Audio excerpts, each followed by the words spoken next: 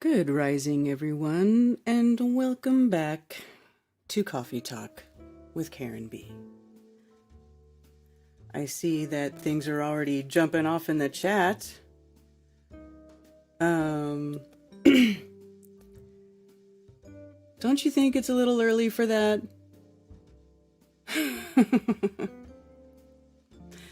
I mean, y'all just don't sleep, do ya? Don't give it a rest. Oh, I misspelled the name of my event. Anyway, welcome everyone. It is Moonday, June 26th. June 26th, 2023, and the moon is 53% waxing. Waxing, baby. So we're heading towards a full moon. And we're halfway there. So it looks like next week we'll be having a full moon. So anyway, as you can see on my screen, I'm getting ready to publish on the Flat Earth Festival's official Instagram account my Jeranism announcement. Let's see, Flat Earth Festivals is excited to welcome Jerem Campanella of Jeranism to Flattoberfest 2023 live in Las Vegas. Do I need a comment there? I was going to take it out. Live in Las Vegas. Link in the bio. Yeah, buddy. Share. Not exciting?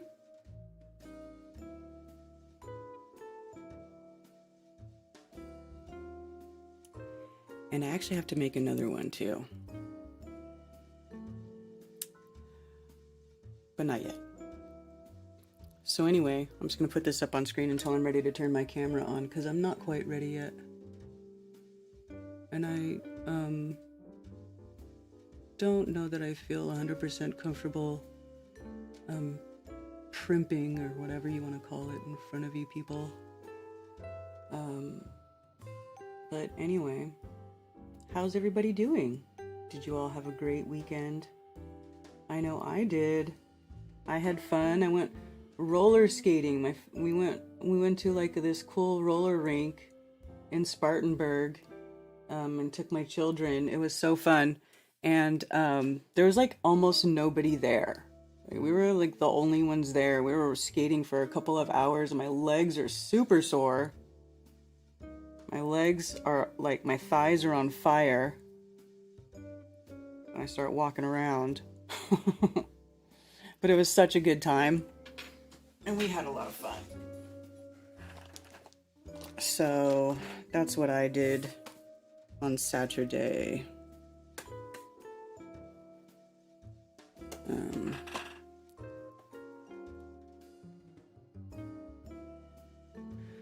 So let me say hello to all you fine people over here on Rockfin. David Harbour, PSYOP within a PSYOP. Danik Smither. Good rising, people over there.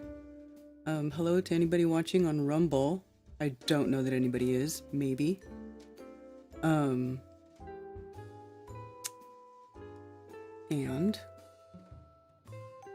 Ted Summer. Oh, look at you being first. I love it. Manicotti. Brian. Melodome. Anson Howard. River Rats.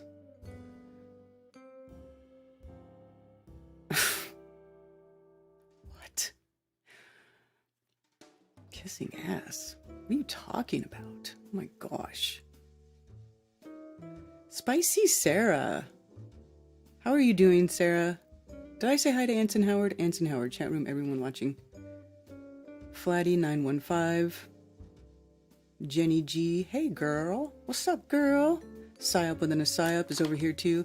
Child of Father. What's up? Nubik. Richard Thompson.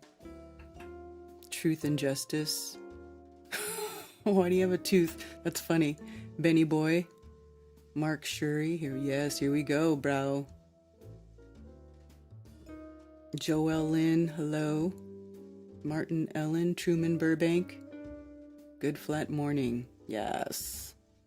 Rose 777.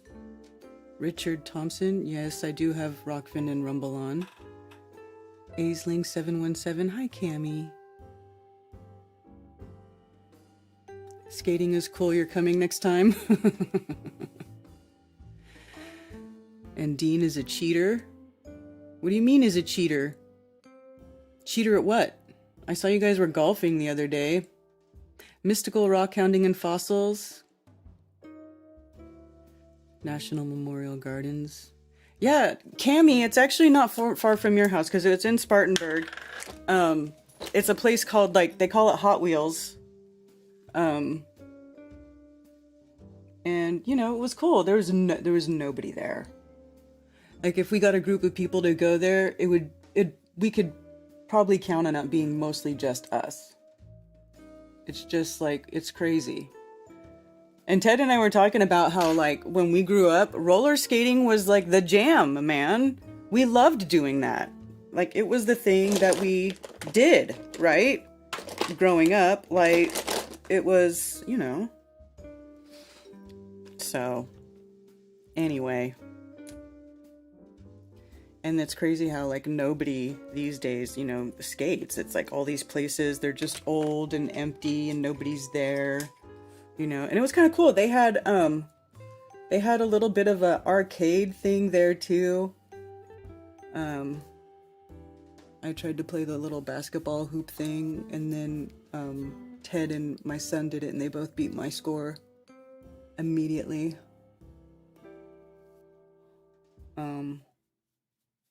But it was fun. Totally fun. I love to skate. You have your own? Oh, Cammie.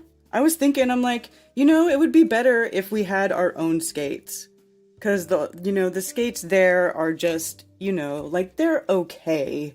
I mean, you can skate in them, but they look old and they're not that comfortable, and I don't know.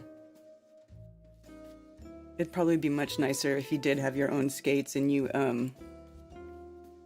brought your own skates.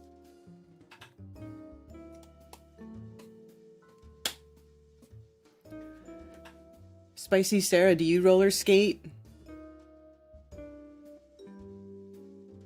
Witless, I'm wondering.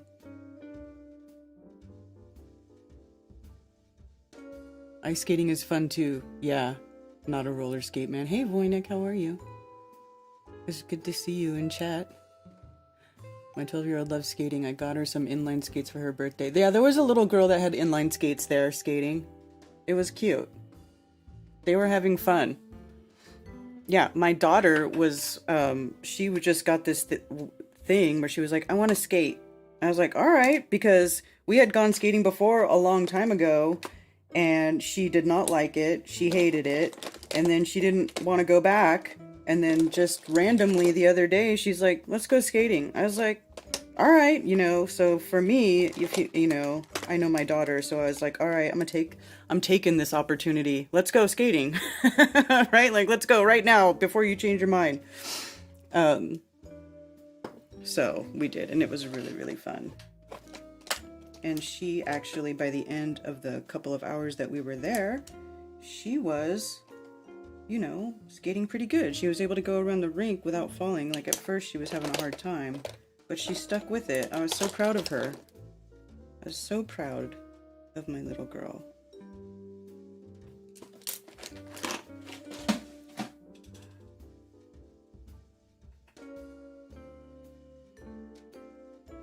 Yusu inline skating is really fun.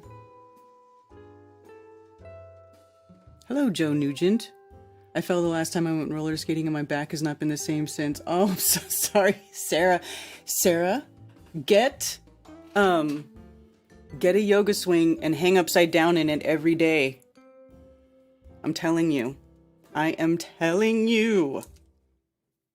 Let me sing the praises of a yoga swing. And I know everybody's going to say, oh, that's not a yoga swing. Like, you know. But seriously. These things. Get one of these things and then you hang upside down in it. Like this. Hang upside down in it like that every day. Just a few, just a few seconds, like a 30 seconds a day. I'm telling you, like this, right here, like this. You will heal. I'm telling you.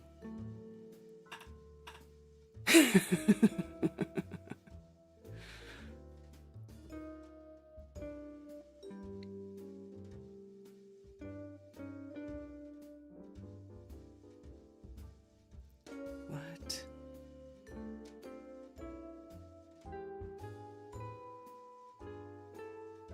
Yeah, because there's nothing that will decompress your spine. Dr. Law's here. Tell him, Dr. Law. Nothing to get inverted like that, to get your hips up and your shoulders down, and to like decompress your spine like that. I'm telling you. Oh, you know what? Let me open my phones, you guys. I forgot.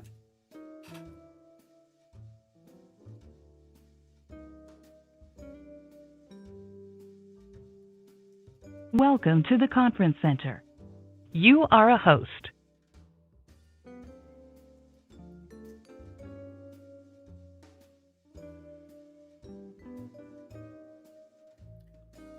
I do have a call-in number. It's 848-222-2480. It is the same phone number to call in as Strange World. Strange World, yes. Which is on Tuesday evenings with Mark Sargent. All right. So anyway, Sarah, I'm telling you, get one of them things.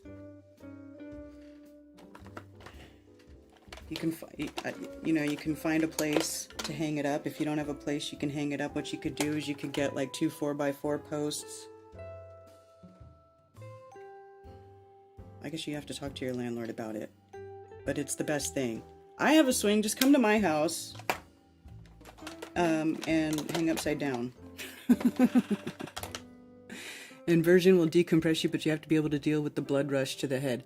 Well, yeah, but you can go slow. You can do it at your own pace. That's what I love about the yoga swing. Like, you can lower yourself slow, and then you can also raise yourself up kind of slow, and it's really good for you. Anyway, just throwing it out there. I love mine. My back has been excellent ever since I installed one on the back porch. Ted uses it too.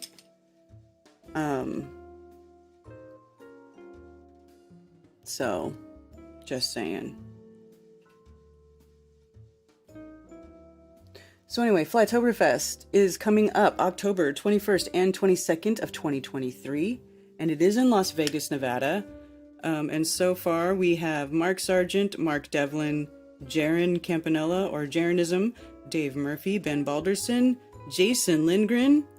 Okay, I have to change this. I need to update this because now we're missing names.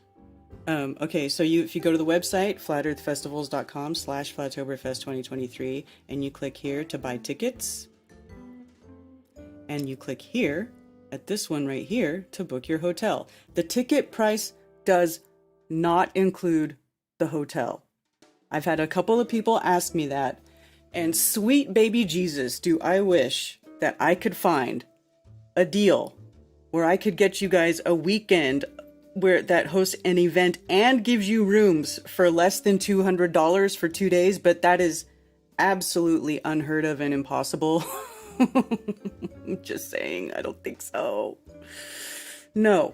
So you are responsible for your own rooms. However, there is a room block, right? There's a hotel room block there, and you can go book your room. Right there through the group link. They do require you to put down a deposit for one night, a night stay at the hotel plus tax, I guess, or something like that. But it is slightly discounted if you book your room through the link rather than going directly to the hotel, because Friday and Saturday nights are the primo nights in Las Vegas, right? So those are the most expensive hotel nights. So they are the most expensive nights. Those nights are they're like standard room rates. but the Sunday night is cheap. And then like Thursday, like the weeknights are cheaper. So if you want to stay a little bit longer, I think it's like 50 or 60 bucks. You know, don't quote me, but it's like the room any night besides Friday and Saturday is going to be like 50 bucks, I think, around there. So if you want to, you know, come and stay and hang out in Vegas a couple extra days with other people, you know, you could do that. And Sam's Town, you know, like I said, it has a bowling alley, it has a movie theater, it has all kinds of restaurants inside of it, okay? It has a swimming pool and a jacuzzi. There's 2 KOAs, okay? Look right here, let me see. There's 2 KOAs. Let me see, view larger map. I found out there's 2. So there's the KOA right here, okay, that's next to Sam's Town, right next door. And then there's one right here. There's like 2. So there's this KOA up here that is not affiliated with Sam's Town, but it's basically like the same distance away, right? So it's like, I don't know how big those blocks are, but I presume that's within walking distance reasonably for most people. Vegas, baby. Hey, Doug. Cheers, Doug. I sent you a link, dude. Didn't I? That, you know, you can use that code for yourself. That's for you. Special. Special. So, yeah. What else? So if you do the camping thing, that's your option, right? That's going to be you.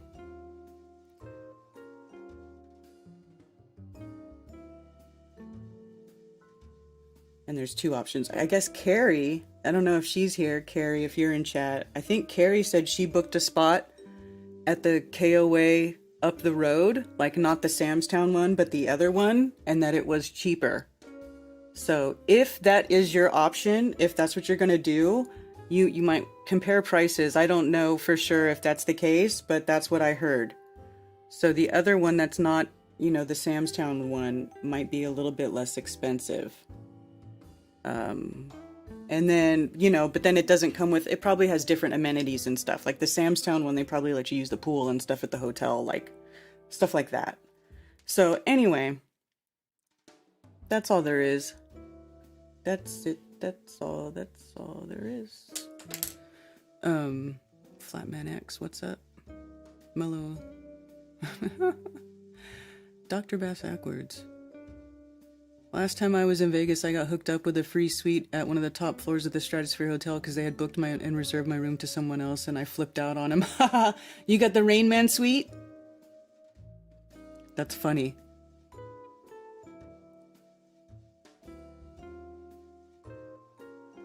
You're afraid to fly? I did. Oh, you did the Sam's Town? Okay. Thank you, Carrie, for clarifying that, because I thought you did the other one. So that, okay. See, don't. You guys gotta do your own research, because I might be repeating stuff wrong. Sorry about that.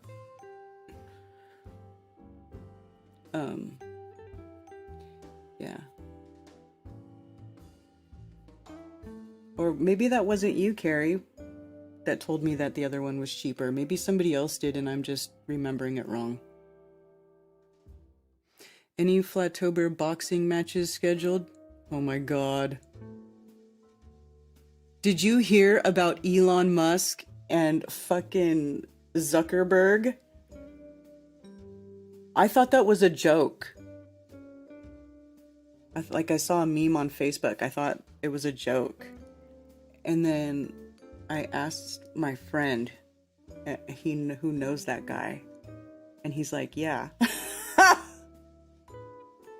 Like, these bonehead are really gonna try to fight each other? You know what? How freaking hilarious would that be, though? I'd die laughing. It'd be, oh,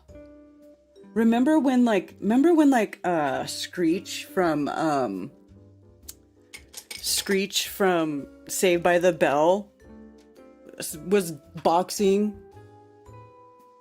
That guy died. But remember when he was doing that? They were doing that celebrity boxing and they had like China versus like Joey Buttafuoco and shit. Like, remember all that crazy? Anyway, I think this would even be it would be bigger than that by like 1 million.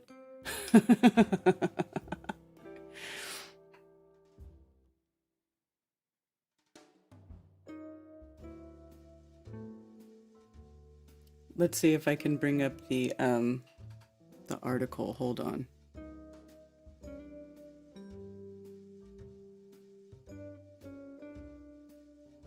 Here, this one.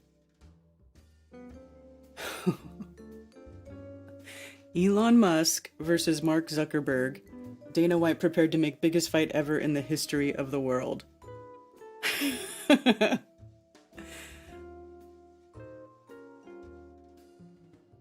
How serious are Elon Musk and Mark Zuckerberg about a proposed fight? Inside a cage, dude. How hilarious would that be? How hilarious. I mean, I don't know. I don't know about you, but holy shit, I would be front and center. I'd watch it. Shut up and take my money. And I don't know why. Like, it's probably a horrible thing to give money to, but oh my god, it would be funny. Like, it doesn't really matter who got their ass beat in that. I'd just be like, that's great.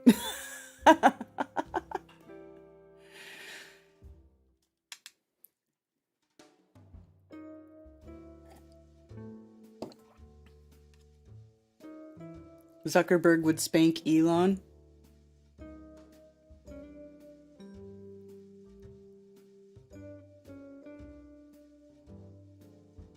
God, he looks like a weird robot. Doesn't he, though? I mean, come on. His eyes. He looks soulless. It's just so weird. And then Elon, he's just a dope. But,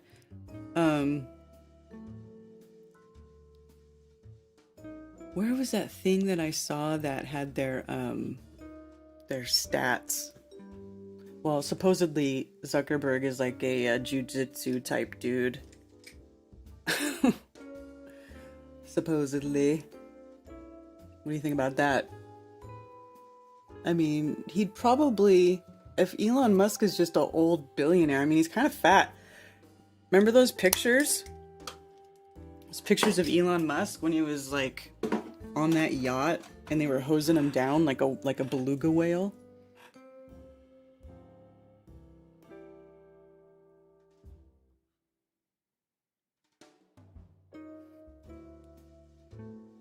They're both strange, I agree.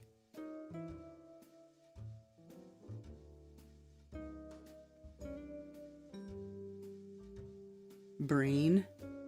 Who's Brain? Brain can't fight his way out of a wet paper bag. What are you talking about? Who's Brain? I don't get it.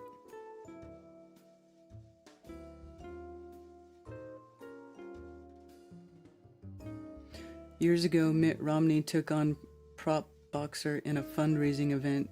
Really? A pro boxer in a... I don't remember that. That's hilarious, though. Did he really? Robot versus NPC.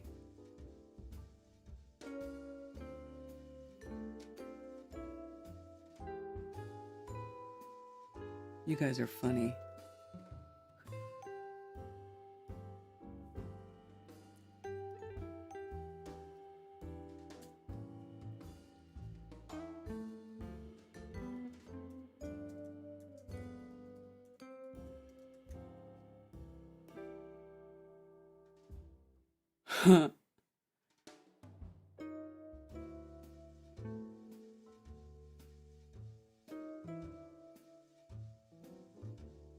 This isn't a gimmick fight. Dana White fires back at critics of the Musk versus Zuckerberg. This isn't a gimmick fight. Gimmick is MMA guys going to boxing and getting beat. We have seen it already and know how it ends. This is a fight between two of the most powerful, richest guys in the world. Who will win? Who has seen this before? Nobody. It'll also crossover fight that it's also a crossover fight that literally everyone will watch. He ain't wrong. He's not wrong. I mean, oh, let's see. For charity, I was talking to both Elon and Mark last night. Both guys are absolutely dead serious about this. They both want to do it. Mark Zuckerberg hit me up first and said, "Is he serious?" And I said, "I don't know. Let me ask him." I asked him and he said, "Yeah, I'm dead serious. This would be the biggest fight ever in the history of the world. Bigger than anything that's ever been done. It would break all pay-per-view records. These guys would raise, hundreds of millions of dollars for charity. And, you don't have to be a fight fan to be interested in this fight. Everybody would want to see it." I was talking to both Elon and Mark last night. But here's the thing. So, okay. So now that I'm watching that, I'm like, well, now, okay, for charity, like that's cool, but now is it just a charity, like, fundraising event? Like, would they even actually fight? Like, is somebody gonna bleed or not? I want blood. You know what I'm saying? Like, I don't want some, hey, photo opportunity. Give me the hyperinflated boxing gloves. Fake boxing gloves, right? Let's play hit each other, like WW fucking E style. Like, are they really gonna beat the shit out of each other? That's what I want to know. What am I paying for? For sure a sissy fight at the most, right? You know what I'm saying? Like, I'll believe it when I see it. When I see one of them hit the mat and the other one jump on top of him and continue to beat him until the referee flags him off, then I'll believe it. You know what I'm saying? That's hilarious, though.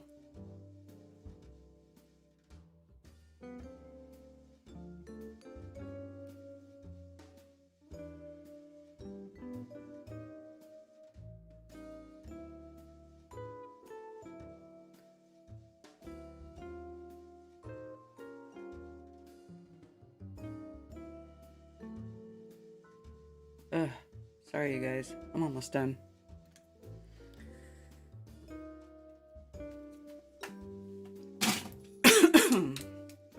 Excuse me.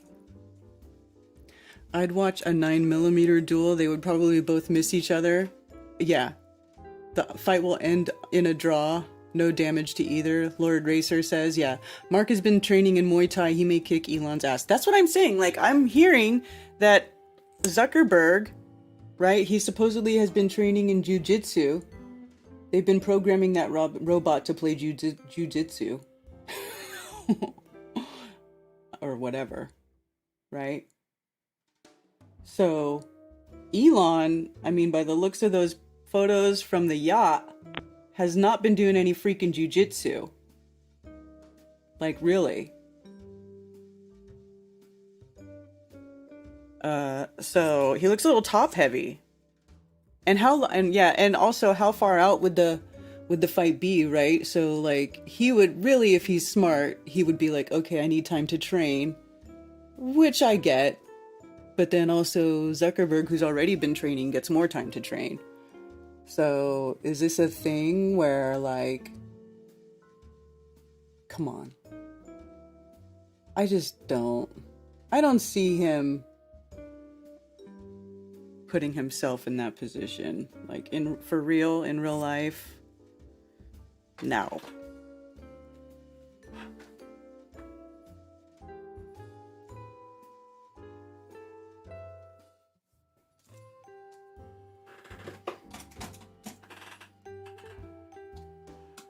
Elon already needs a helmet. I don't think anyone should hit him in the head. If you pick me up on the way to Vegas, it's just 2 hours more on the road. I'm not driving, dude. I'm flying. I'm flying to Vegas. I don't have time to drive. Driving to Vegas for me is like, it's like 5 days there and 5 days back. Because it's like all the way to the other side. It's like at least 4 days of hard driving, and I'm just not interested in driving like that. I've done it a couple of times. It's a cool experience to drive across country, but I just don't have time. I can't spend that much time on the road. I have animals and things. The fight will be in the metaverse. Oh my god. You know what, MFT? That could happen, right? It becomes virtual.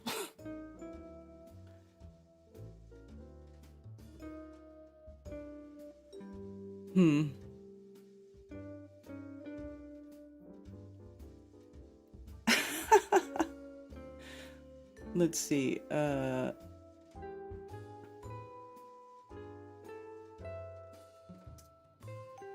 he been tweeting about it? Look at his bullshit. Look at this. This is his banner. Elon's banner. Is this supposed to be like what Mars used to look like? Oh, it is. So this is him thinking that Mars, because actually they'd like to try to tell you that Mars used to be like Earth. Actually, I do remember this being a thing. There's actually a book called Dead Mars, Dying Earth, where they try to make you think that Earth is gonna die from human whatever or whatever. They just want to give you a bunch of fear porn and make you think Earth's gonna die. They tell you it's gonna be like Mars.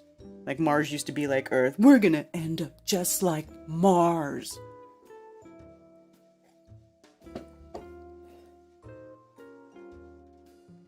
Just swipe to see the next video. Look at this guy.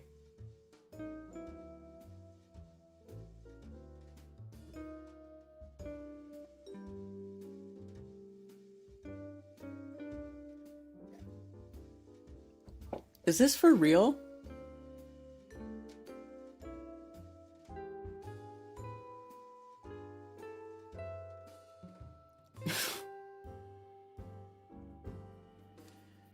Yeah, he's like, he just posts memes and shit. Seriously. Anyway, whatever. Fuck Elon Musk. I hope he does get his ass beat. Spoiler alert. No, we're not. Exactly. What's up with this Elon fight and body talk? Must be a slow morning in Flat Earth news.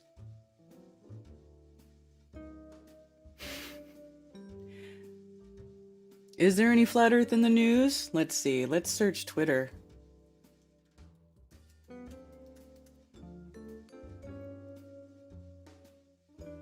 What comes up?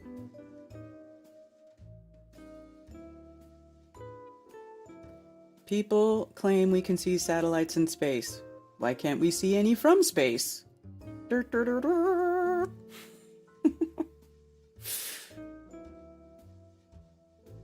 Oh, what's this? Analemma. The term is most commonly used for the figure produced by the position of the sun at a constant local mean time. This figure 8 is repeated, for example, by photos of the sun that are taken every day for a year at the same local time and place.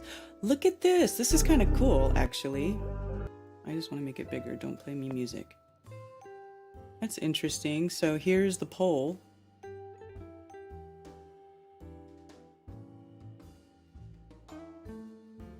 Ooh.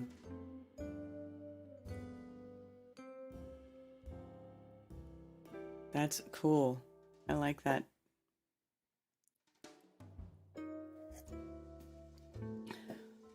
Copy link to tweet.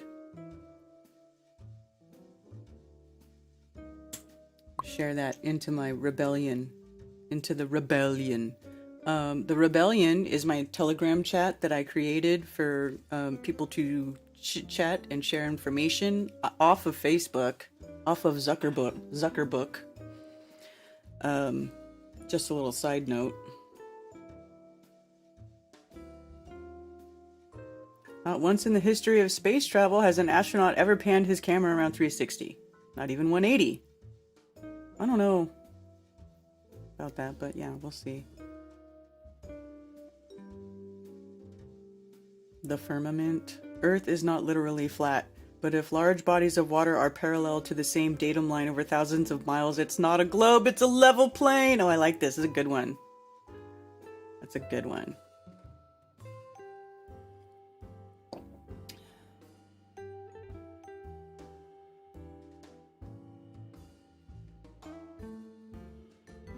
Why didn't my window get all big?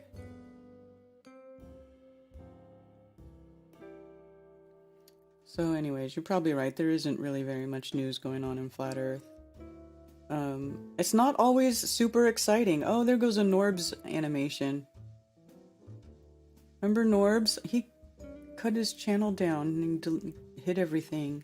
He left. I don't know why. Sad. Space is hell. Climate change is a hoax and international tax scam through carbon emissions fees. Yeah. Yeah, dude. You are the carbon they want to emit. or not emit. You are the carbon they want to stop from existence, right? You. What do you, but like you breathe out. You breathe in, you know, air, oxygen, nitrogen, whatever the mixture of air is, and you breathe out CO2. Like, a carbon tax is them literally charging you for the air you breathe. That's what it is. Yeah, eliminate. How do you join Rebellion? The link is in the description. It says join the Rebellion. I can also put the chat in here, or put the invite in here.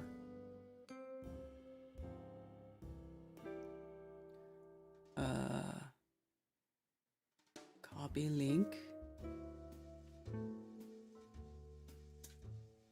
Yeah.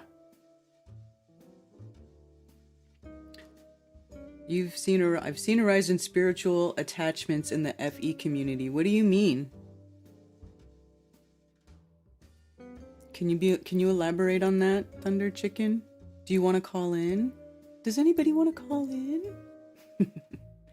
848-222-2480. My number's on the screen in case you guys decide you want to call in. Omit, extinguish. Definitely on purpose. What's on purpose?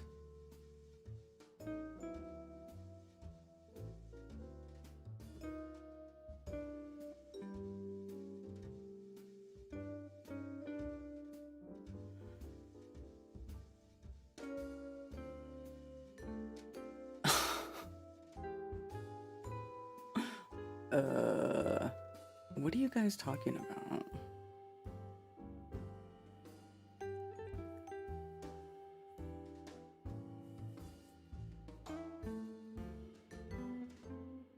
What do you guys think about the submarine story? Everybody thinks it's a complete psyop. Do you think they actually went in that submarine, or did they do something else? Let's see.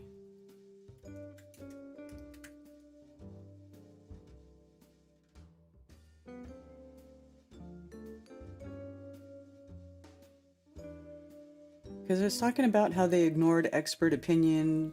There's that video of James Cameron coming out saying that, you know, people were telling them that they had to get certified and blah, blah, blah, and they refused to do it, calling it free enterprise or whatever.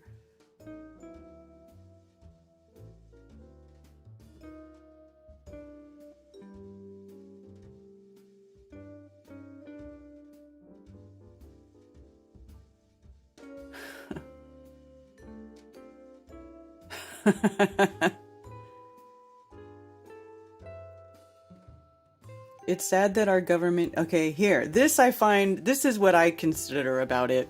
It's sad that our government tried to use OceanGate's tragedy to cover up the Biden corruption, but ultimately it doesn't matter. Conservatives and the GOP are certified cucks. They just sit back and report as our country goes to shit. Yeah, because there's the false paradigm of the two parties, like, and neither one of them are in the favor of the people. And yes, of course, Hunter Biden, let's see. Hunter Biden, something went on with him. See, I don't even know. See, because everything's just Hunter. There was something about him getting away with stuff that other people, obviously, other people get charged and go to prison for.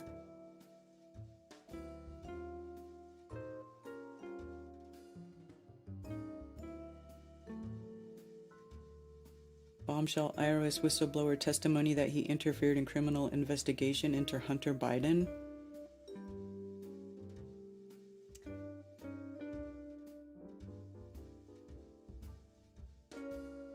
Earlier this week, we found out that Joe Biden was in the room with Hunter Biden when he demanded money from a Chinese official. Days later, $5 million hit the Biden bank account. We then found out that the Department of Justice stepped in to try to quash the investigation into this exchange. You would think a revelation like this would be deeply embarrassing to the Biden family. Nope. Instead, they attend a state dinner together with Merrick Garland and then leave on vacation for the weekend. They are laughing at you. Boom. That's a distraction. Like, I know the government is 100% corrupt and most of us already know this, but this is huge. I mean, they're basically sweeping it under the rug. They're covering Hunter Biden's ass while everybody is looking at that fucking submarine. And, you know, Hunter Biden, we all know what's on his laptop. Like, there's web pages, there's web pages online where you can go and you can look at all the stuff on the laptop, like all the pictures, and most of the bad stuff is blurred out. But there's enough there that you can tell that guy is disgusting. I mean, what a disgusting individual. And the fact that that's the president's son, and then the president covers up for him, and all the disgusting stuff that came forward about Biden's daughter, and like him taking showers with her when she was a teenager. I mean, these are disgusting people. They are part of the cover-up of like, why did the whole Epstein thing get taken down and they got Ghislaine Maxwell in prison or whatever, but nothing else is going on. There's nobody else. It's just them two by themselves. Just them. By themselves this whole time. We're doing all the trafficking, you know, all of the procuring and trafficking and abuse of these women.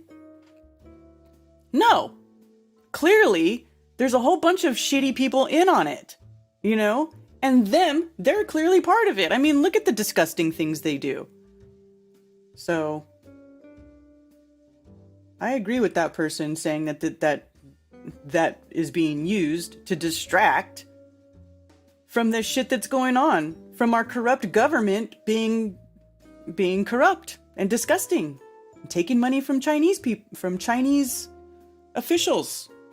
Bank records show that Chinese tycoon, that Hunter Biden coerced on a newly revealed WhatsApp message actually did send over $5 million to the Bidens within days of the threatening exchange.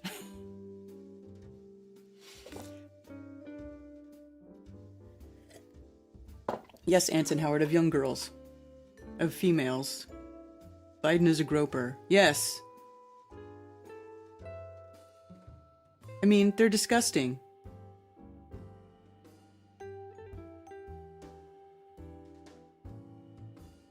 Biden is literally being impeached, not that it matters.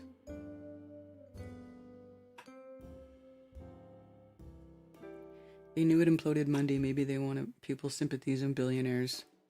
They knew it imploded Monday, but they let everybody launch, they did all the bullshit so that they could distract from this. Or whatever else they're doing, you know? What else was going on in the news? Let's see.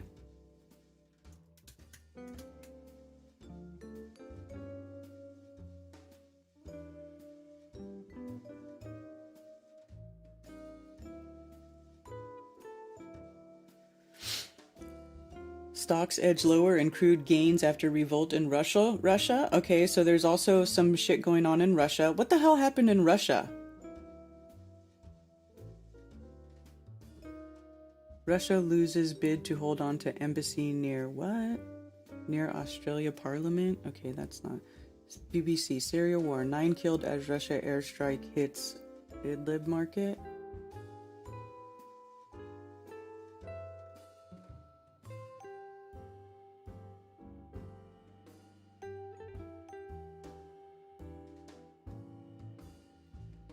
The UN has expressed deep concern about an escalation of hostilities in the northwestern Syria after at least 11 people were reportedly killed in a Russian airstrike on the rebel-held Idlib province. 9 were killed when warplanes dropped bombs next to a market outside Jizr al-Shughur on Sunday. Rescuers said. Syrian Observatory for Human Rights Monitoring Group reported that it was the deadliest Russian attack this year. Huh. Another 2 people were killed in an airstrike near Idlib city. There's no immediate comment from the Russian military, whose campaign in support of the Syrian government has been crucial in turning the tide of the 12-year civil war in its favor. Well, I have to be completely honest that I am not 100% familiar with the details of what's going on in Syria as far as the civil war. At least I don't remember it. Syrian Observatory said a total of 6 civilians had been killed in drone and artillery attacks by jihadists and rebel groups since Wednesday. 15 civilians and 4 fighters had been killed in Russian airstrikes and government artillery attacks over the same period. Interesting.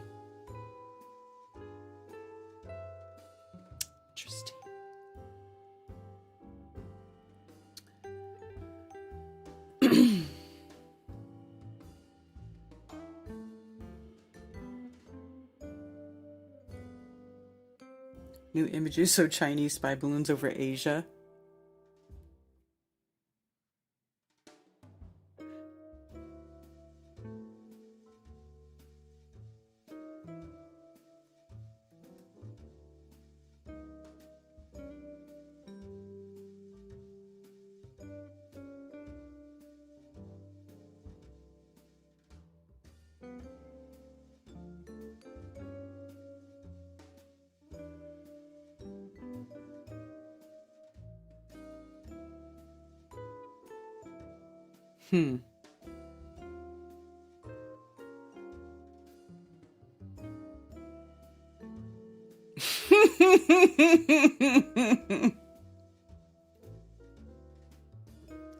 Why is that funny to me? Why is this funny? This is the new image of Chinese spy balloon over Japan. Why is that so freaking funny? I don't know why. That's hilarious.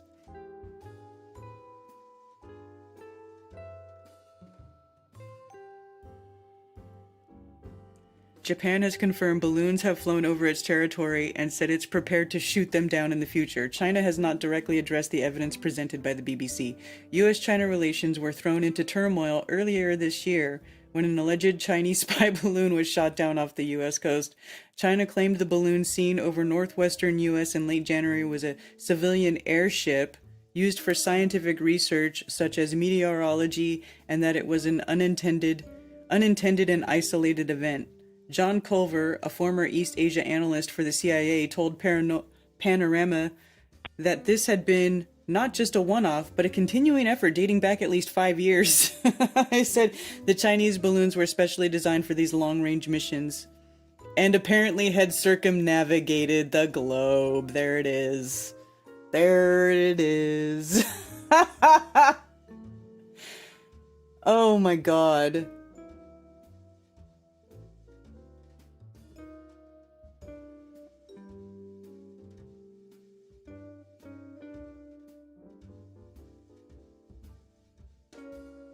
Russia is crushing. NATO doesn't have a hope in hell of doing anything ever. They are nutless. I don't know. I never heard of another David Weiss, but I've heard of that. I've heard that last name before.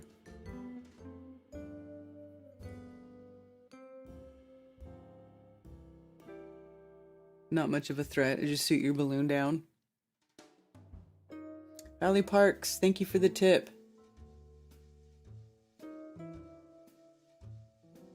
On Rockfin, cheers, m'lady.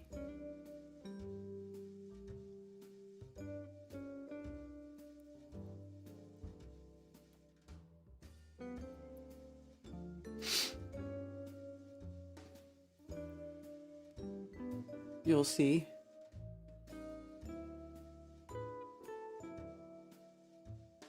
The final generation? Come on. This is not the final generation.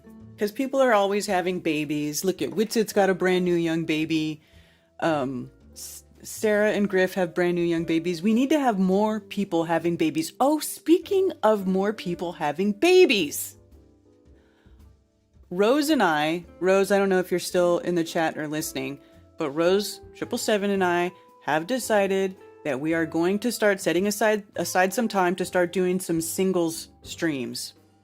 Remember, I've been wanting to do this like singles matchmaking thing. This is like a pet project I've had in the back of my mind for a while. I really, really, really, really, really would love to set up something for, people who are not down with the mainstream agenda to find each other and live their lives together and support each other and make new babies. Because honestly, that's what they're trying to get us to stop doing. Like, if you look at everything that they've been doing with the depopulation stuff and these things, right? The injections that they want to give everybody, all of it is to keep us from procreating. Like, that's literally what we're here to do. We're here to perpetuate life. That is one of the things that we are meant to do here. We grow up, we experience life, and then we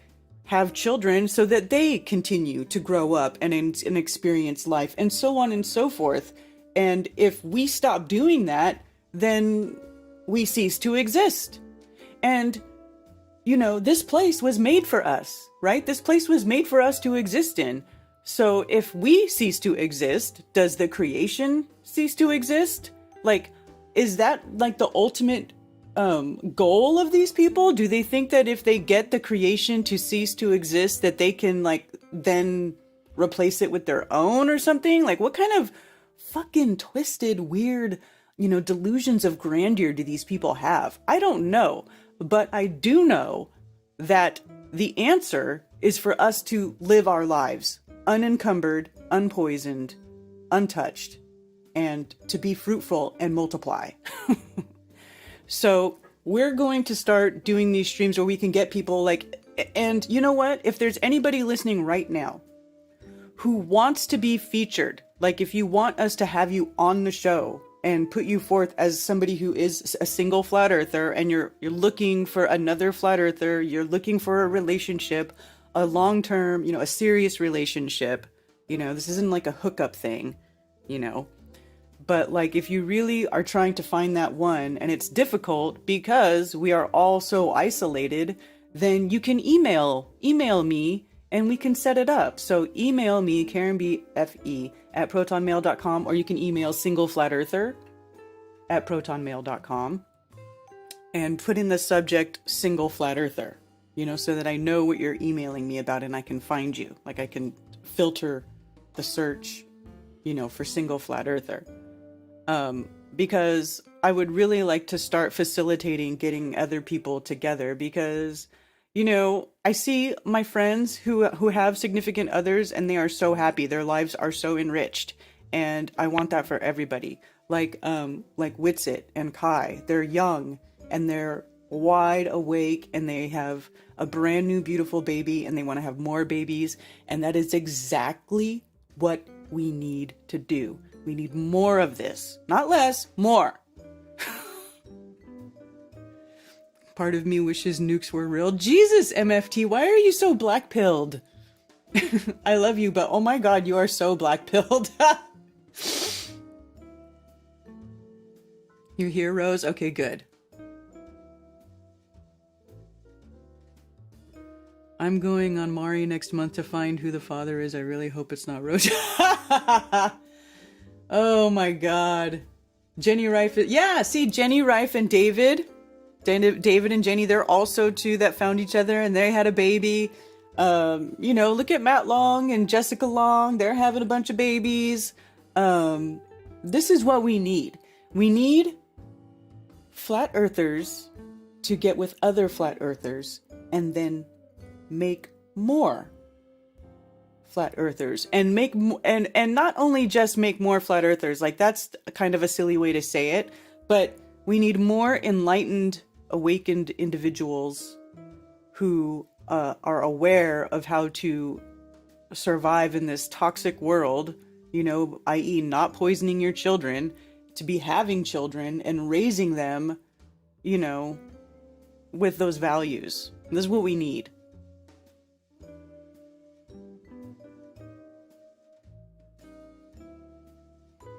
He's got grown children, I think. He's got like older. Be fruitful and multiply, but at the same time be ready to for rapture every single day of your life. Well, you know what, Truman?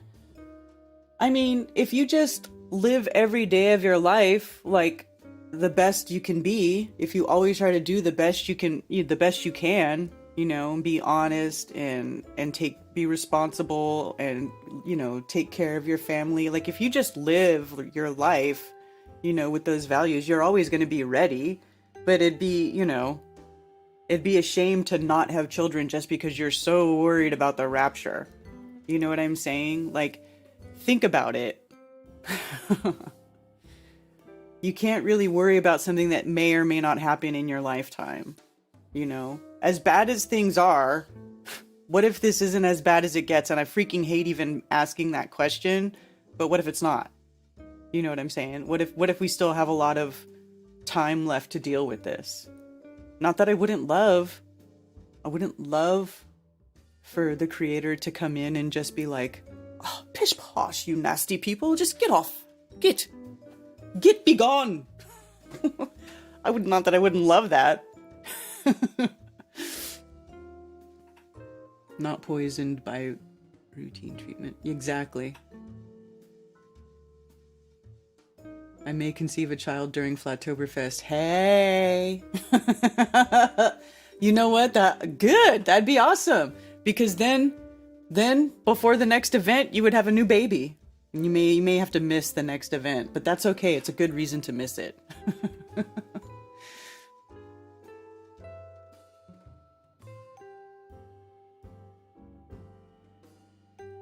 Yeah, best to be prepared either way. Let my girlfriend and call for an uprising comment section. Oh, that's cool. That's cool. Dude, these are hilarious. Here's one over Taiwan. The U.S. State Department says it believes the Chinese balloons are equipped to gather signals intelligence. Multiple antennas capable of collecting and geolocating communications. Is China watching you? Boy, they really want to make you feel like China's watching you with their stupid fucking balloons when it's like, how ridiculous. How ridiculous. Like, I already know you're listening through this thing. Look at my light just turned on. Why did it do that? Like my new phone cover? But how stupid. Like, they don't need to... It's just dumb. It's just dumb.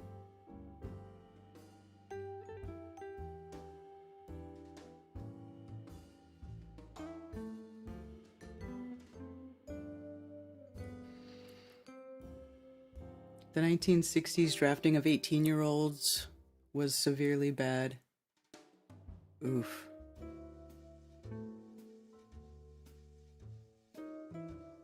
The radio plays Miley Cyrus 1,000 times per day. The devil worshippers control the world. Oh, it's so funny.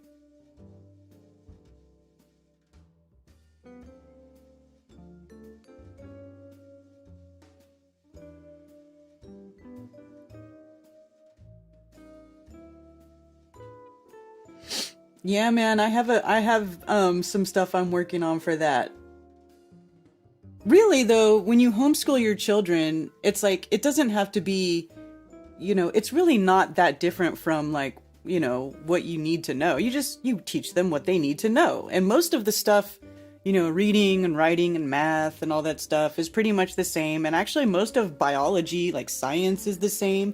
The only thing where it gets wonky is where they start talking about Earth is a planet and gravity and and then they start talking about, you know, space and Einstein and all that bullshit. You know, when they start describing the universe, that's where it gets wonky. That's where you need to change stuff, you know. But for the most part, you know, a lot of it is just, it's pretty straightforward.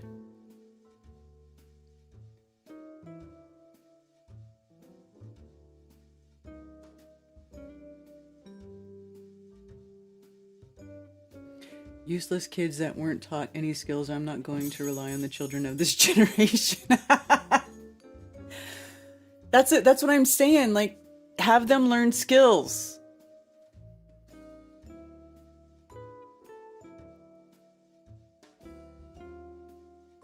Yeah. It's all from textbooks anyway. And you just have discussions about it. You just talk about it. And then you'll know that they understand it because they respond to you and you interact with them. And then you're like, okay, yeah, you get it. It's very easy.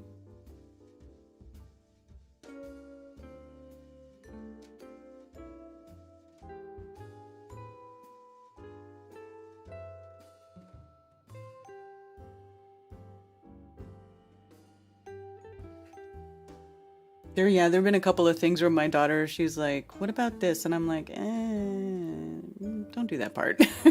We'll talk about that later.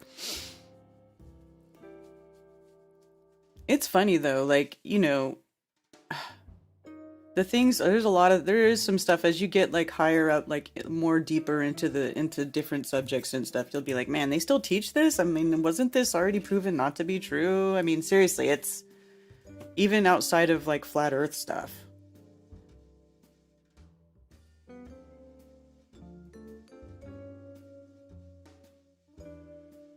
Girls get pregnant by staring into my eyes for too long. Oh my goodness.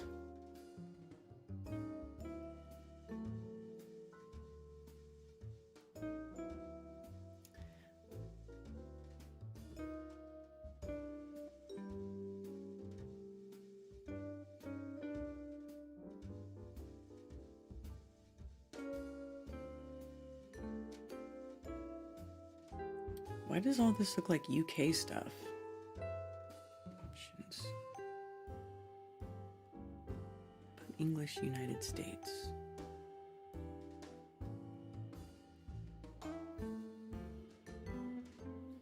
Here we go. Teen on Titan sub, hope to solve Rubik's. Come on.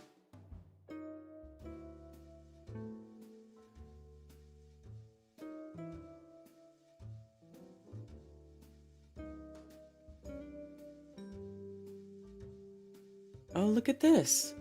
Here we go. Exotic new state of matter discovered by squishing subatomic particles into an ultra-dense crystal. By shining a strong beam of light through two chemical compounds, scientists discovered a new state of matter made of particles called excitons. Oh, really? Physicists have discovered an exotic new state of matter that takes the form of a highly ordered crystal of subatomic particles. The new state of matter, called a bosonic correlated insulator. Bosonic? I'm guessing that's related to the Higgs boson, which is their new term for the ether, right? Could lead to the discovery of many new types of exotic materials made from condensed matter, according to the researchers. Subatomic particles can be separated into two categories: fermions and bosons.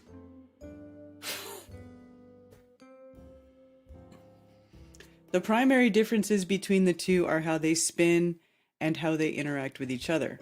Fermions, such as electrons and protons, are often thought of as the building blocks of matter because they make up atoms and are characterized by their half-integer spin.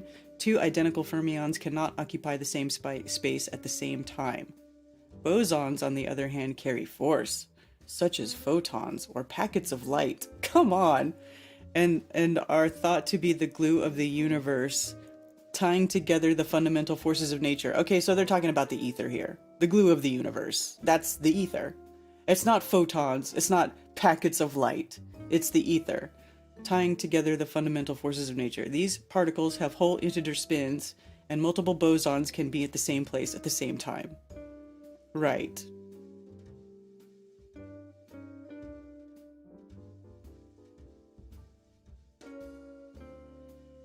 To see how excitons interact with one another, the researchers layered a lattice of tungsten disulfide atop a similar lattice of tungsten diselenide, an overlapping pattern called a moire.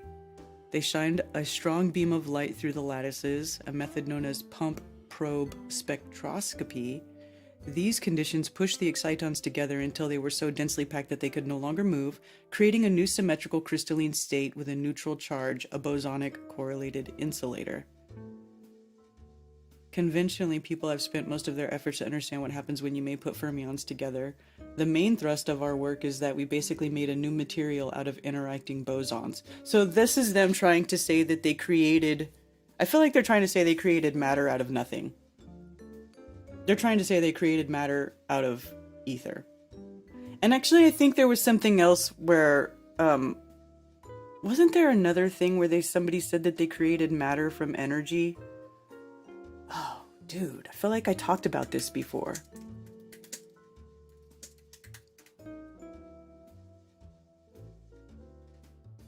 Oh, look at this. Accelerators create matter from energy. 33.3.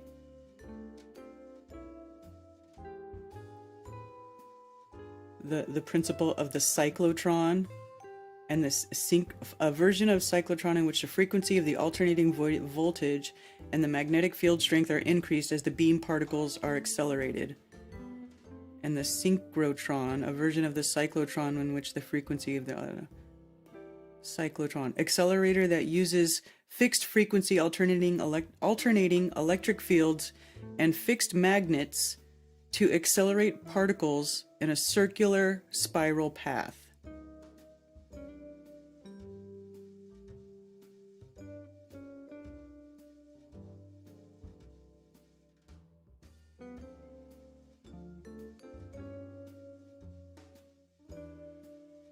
Proton source, antiproton. What is this?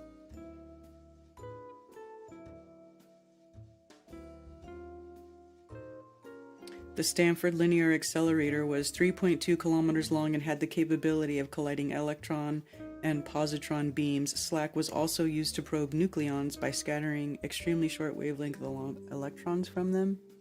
Where does it talk about them?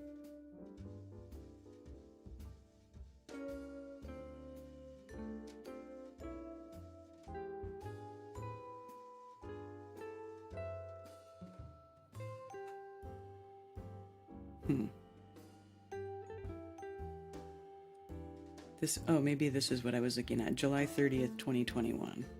Sorry for my squirrel. Scientists generate matter directly from light. Physics phenomena predicted more than 80 years ago. Collisions of light produce matter and antimatter from pure energy. Study demonstrates a long predicted process for generating matter directly from light, plus evidence that magnetism can bend polarized photons along different paths in a vacuum. Okay, well, this is not really new. Photons. Scientists study particle collisions at the Relativistic Heavy Ion Collider, a U.S. Department of Energy Office of Science user facility for nuclear physics.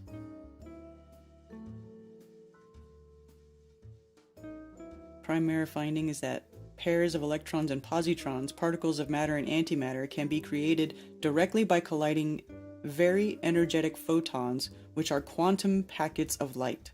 This conversion of energetic light into matter is a direct consequence of Einstein's famous E equals mc squared equation, which states that energy and matter, or mass, are interchangeable.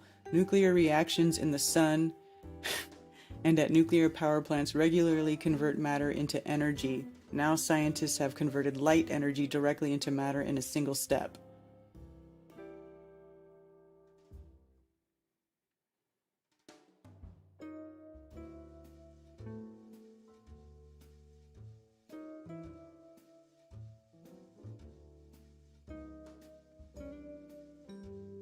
How much matter did they create?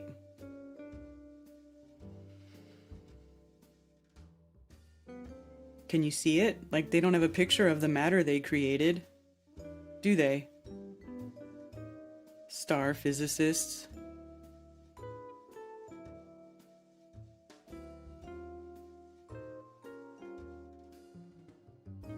Bending polarized light. This illustration shows how light with different polarization directions, indicated by black arrows, passes through material along two different paths. This is called the birefringence effect. Results from RHIC provide evidence that birefringence also happens in a magnetic field in a vacuum.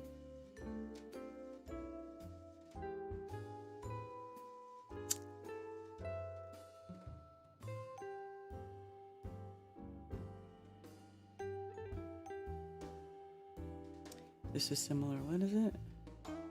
Yeah. Predicted that the vacuum of empty space could be polarized by a powerful magnetic field, and that such a polarized vacuum should deflect the paths of photons depending on photon polarization. So, where's those things? I usually have them right here. Yeah, I do. So this is mimicking that, right? These little polarized... Here's the other one. Pick it up. These polarized things. Sheets, right? How you can see my face through them. Right? Is that working?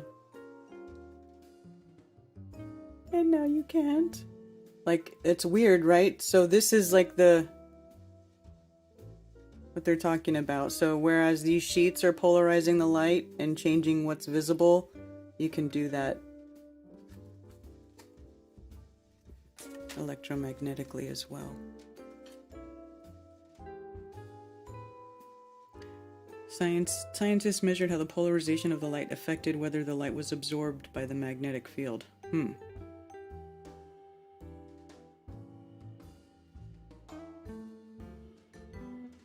This polarization dependent deflection, look, or birefringence, has been observed in many types of crystals.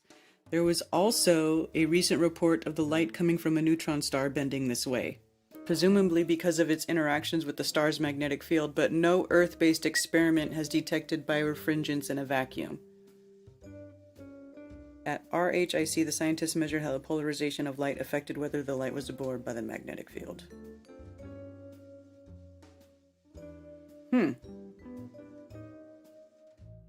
But that still doesn't... That's still not telling me what matter they created and where's the picture of the matter. If they created matter, why don't they have a picture of it? Right? Einstein was right. You can turn energy into matter.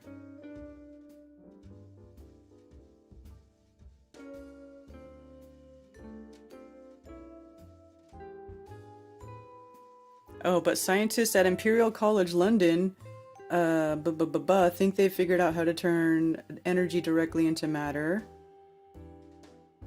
Talking about fusion, despite all physics accepting the theory to be true. When Breit and Wheeler first proposed the theory, they said that they never expected it to be shown in the laboratory. 80 years later, we proved them wrong. Proposes a new kind of collider be built, one that smashes photons instead of protons, as the Large Hadron Collider at CERN, where Higgs boson was discovered last year. We all know what Higgs boson really is. They didn't discover shit.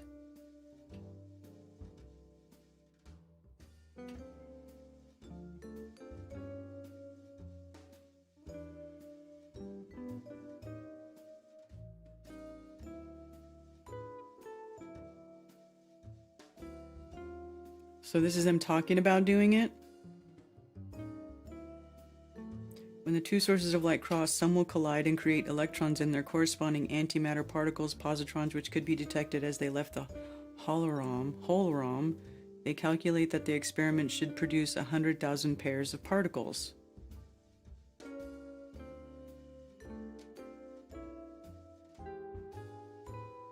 Oh, they're theorizing it, but they still can't do it in this article, so let's see.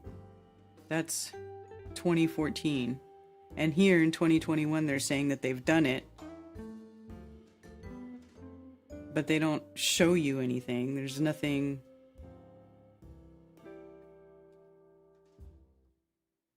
Scientists managed to take pure, and let's look at this in 2022.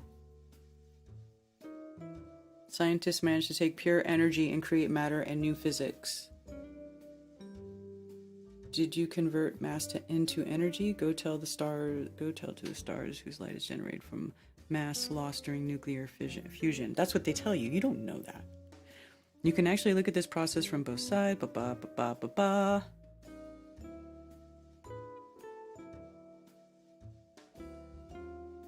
We're on the threshold where it's finally possible.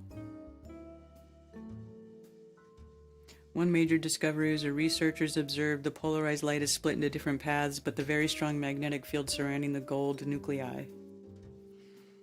It's not just proving blah blah blah. Measure the polarization.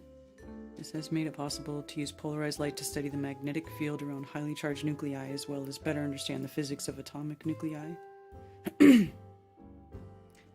Still nothing about them actually. God, they're such blowhards. I mean, just like in every way, they're just, they like talk about we're gonna do this for like ever, and then they never actually do stuff, and they keep repeating the same stuff. Like we're like on the ISS, they literally, we're studying how low gravity affects the human body. We're growing lettuce. We lit this flame in zero gravity. You know, like it's always the same shit over and over and over again, and there's nothing ever new coming out of it. And it's like, this is the same thing. It's like, we think we can create matter from light. Oh, look, we did create matter from light, but we're not going to show you. Nope. We're just going to talk about it and show you these weird these CGI. It's causing science friction in your brain.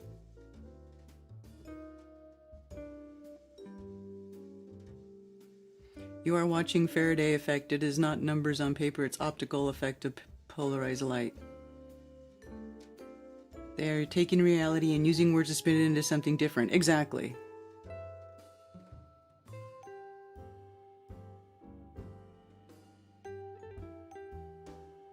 I would like to see one experiment showing an explosion that emits a perfect stream of light, no flickering. Yeah, no shit. No shit, because we all know, the star can't be flickering if it's that far away, right? It's the atmosphere.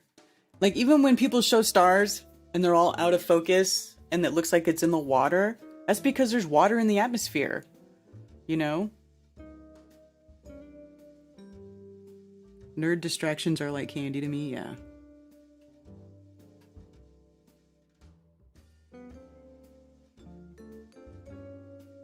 The surface of the earth is definitely rising.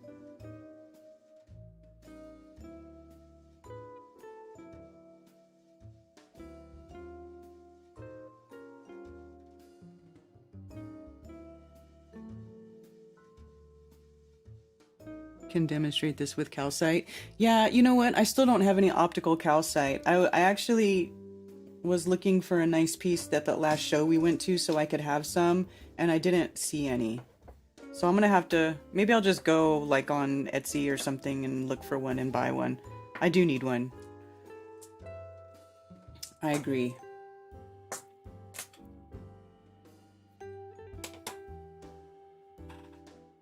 Bullshit. What's bullshit?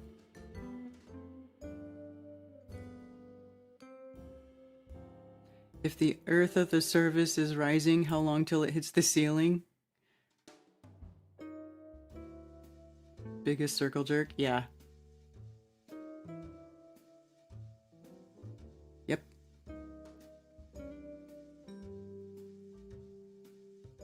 Also, Cami, I had this crystal out. I brought this crystal out recently. This one here that I've had actually for a little while. It's my programming one. I use this for crystal stuff, like the crystal healing and the activating of crystal grids that I make. You know, you gotta activate it and set intention and all that. And I use this piece to do that. Now, when I bought this piece, I could have sworn, Cami, I could have sworn that the bottom of it was completely rough, like it was off of, like it had come off of a cluster or something, or off the matrix. But I swear to God, I could have sworn that the bottom of this crystal was completely rough. But here's the trippy thing. Oh shoot. Why is my camera not working good here? Hold on. Do.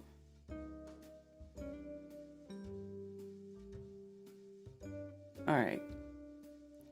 But the bottom of it, I don't know if it has changed or not, but it's like flat now. Remember when we were at the crystal show and that woman was talking about how she had a woman that had a big amethyst crystal, and she said that the woman had taken pictures of it and that the crystal had actually grown in size. There it is. The crystal had actually grown in size. Like, you see how part of it is rough? Now it's like flat. And this even has like a little face right here, and I swear I don't remember it being like that. And you know how when you get rocks and crystals and you use them a lot, especially this one is a very particular crystal. Like I use it for crystal stuff that I do, right? And it's like flattening out. It's like creating another termination. There's like a face starting there. There's two. It's almost like there's a double termination forming on the end that I swear to God was broken, just rough before.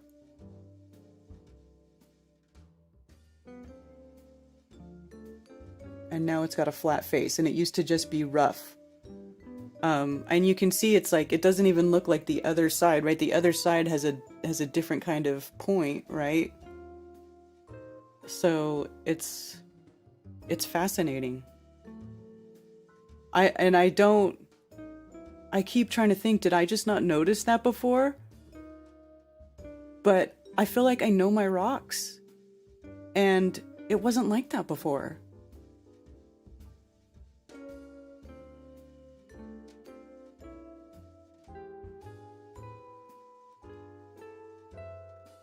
Well, how could it be growing?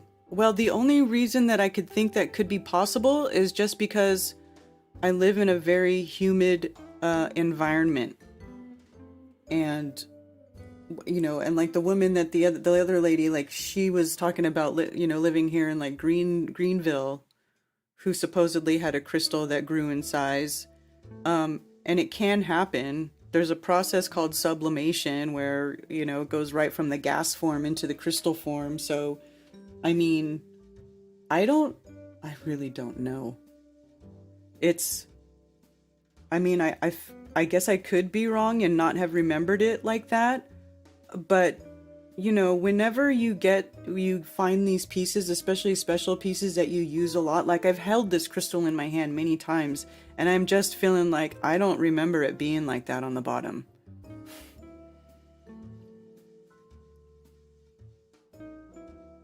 Using it to grind weed.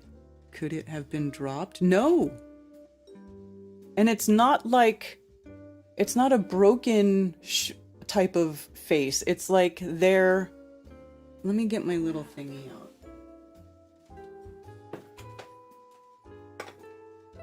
Unless I just don't remember it correctly, but I swear, I swear. It's just, I don't know.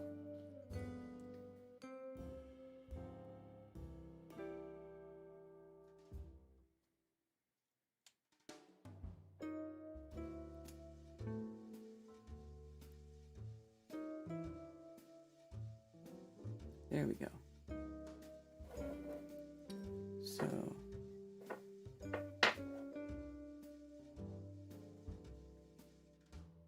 I'll show you.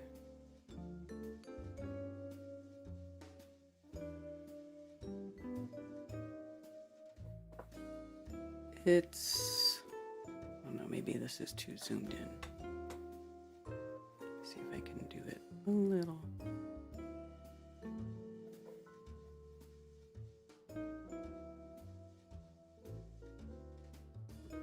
But right here, I mean, those are faces forming. Those are faces there. And it's, you see?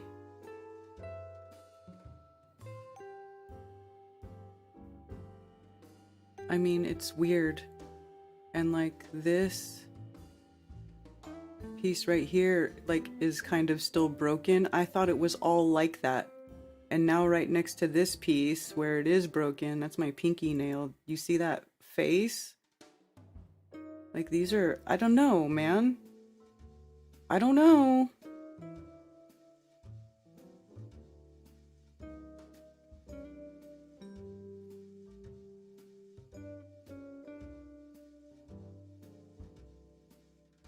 And parts of it still are, like that part right there is, right?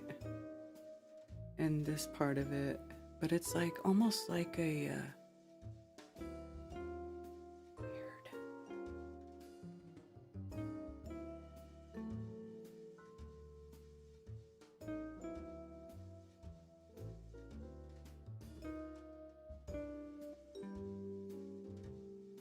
I don't know. Anyway, maybe I'll just I'll have to show it to you. Epigenic growth is one material growing onto another. I have seen that in action. Face or natural cleavage plane. Well, I don't know. I'll show it to you. To me, it looks like a face because they're like. I've never seen a crystal break in that perfect of a let's see. Right there.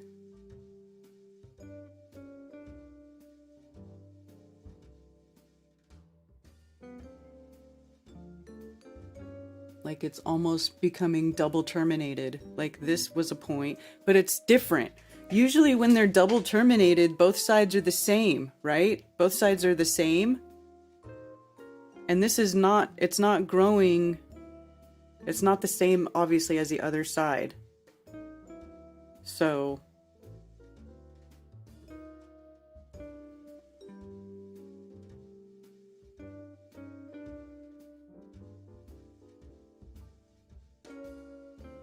What do you call Stanford people? Mandela affected crystal.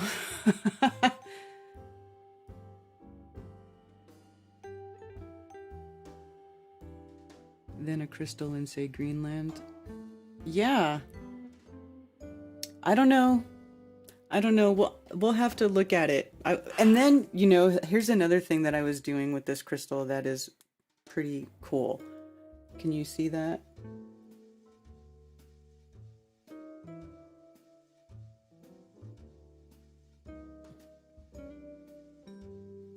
You can hold the light in such a way that it makes static inside the crystal. And it's not focusing. Oh, there you could see the static a little bit. See that static look? That's inside the crystal. I have it on video. I'll have to show you my video. Let me see.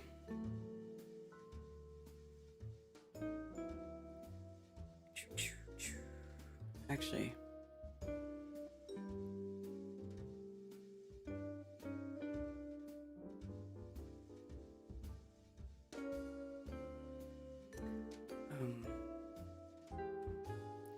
Do.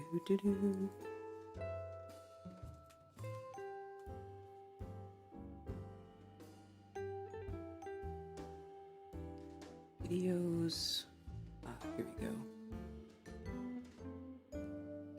Oh, this is a different crystal. Did I? Oh, it's 11:11, you guys. I just looked at my phone and it says it's 11:11. 11. It's 11:11. Spirits listening. 11:11. New resonate. Beginning. Reflect. Visualize. Opportunity. 11:11. Spirit listens. Knows more than we do. Visions manifest. In mind.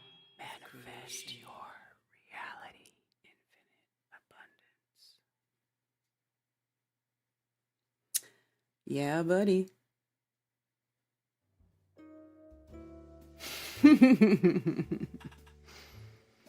Black light on fluorite. Yeah.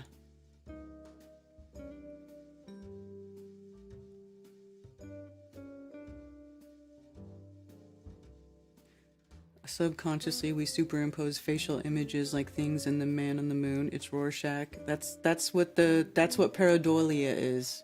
Pareidolia. I'm still not sure how to say that word, but that's what that is.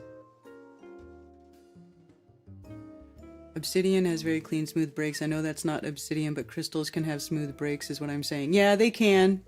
They can, but this... I'm telling you, I don't remember it being like that. I don't remember it being like that. And, you know, that's not to say that I could just be wrong and I misremember, but man, I'm telling you, when it comes to your special rocks, you know your rocks. You know what I'm saying?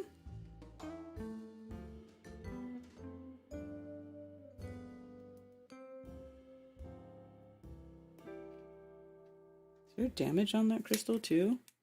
That wasn't there before, was it? No.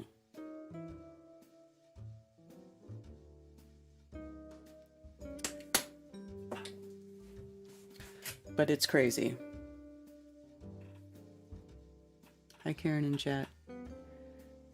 Also, I saw somebody else gave me a tip on Rockfin. I think it was Arlette. Yes, Arlette, thank you so much for the tip on Rockfin. I appreciate your support.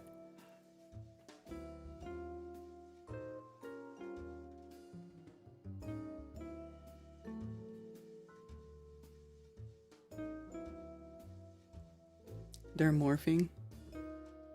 Are they? I mean, I can't be 100% sure, but it sure seems like that one is. I haven't noticed that on any other crystal, though. Just that one. Yeah, shungite. I got shungite right here.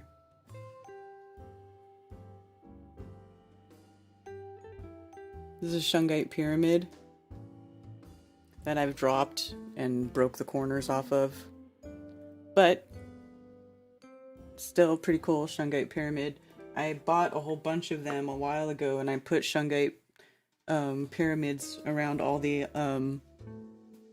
the whatchamacallit, all the computers and stuff, and the Wi-Fi around the house.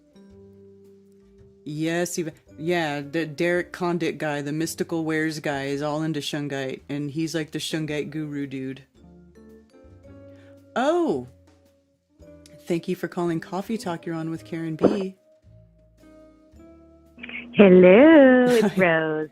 Hi. How are you? Hi. That's me that I was calling to talk about Derek, and then Yvette asked about shungite while I was sitting here waiting. Yeah. Okay, so I'm going to tell the story that I already told you on Telegram but I want to tell everybody.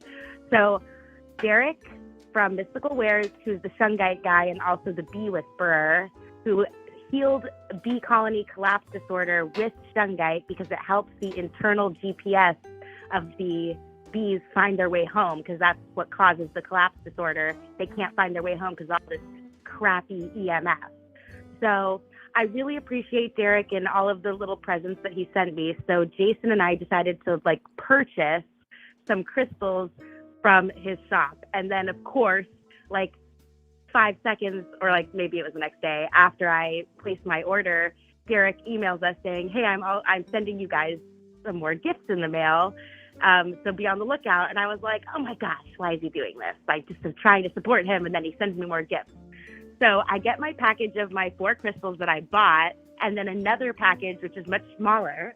And in that was this cube of shungite, and it's like dice, but instead of little dots, it says healed, gratitude, love, and things like that. And so I think the idea might be just to set the thing that you like, that you want at the time, to be facing the top or something like that.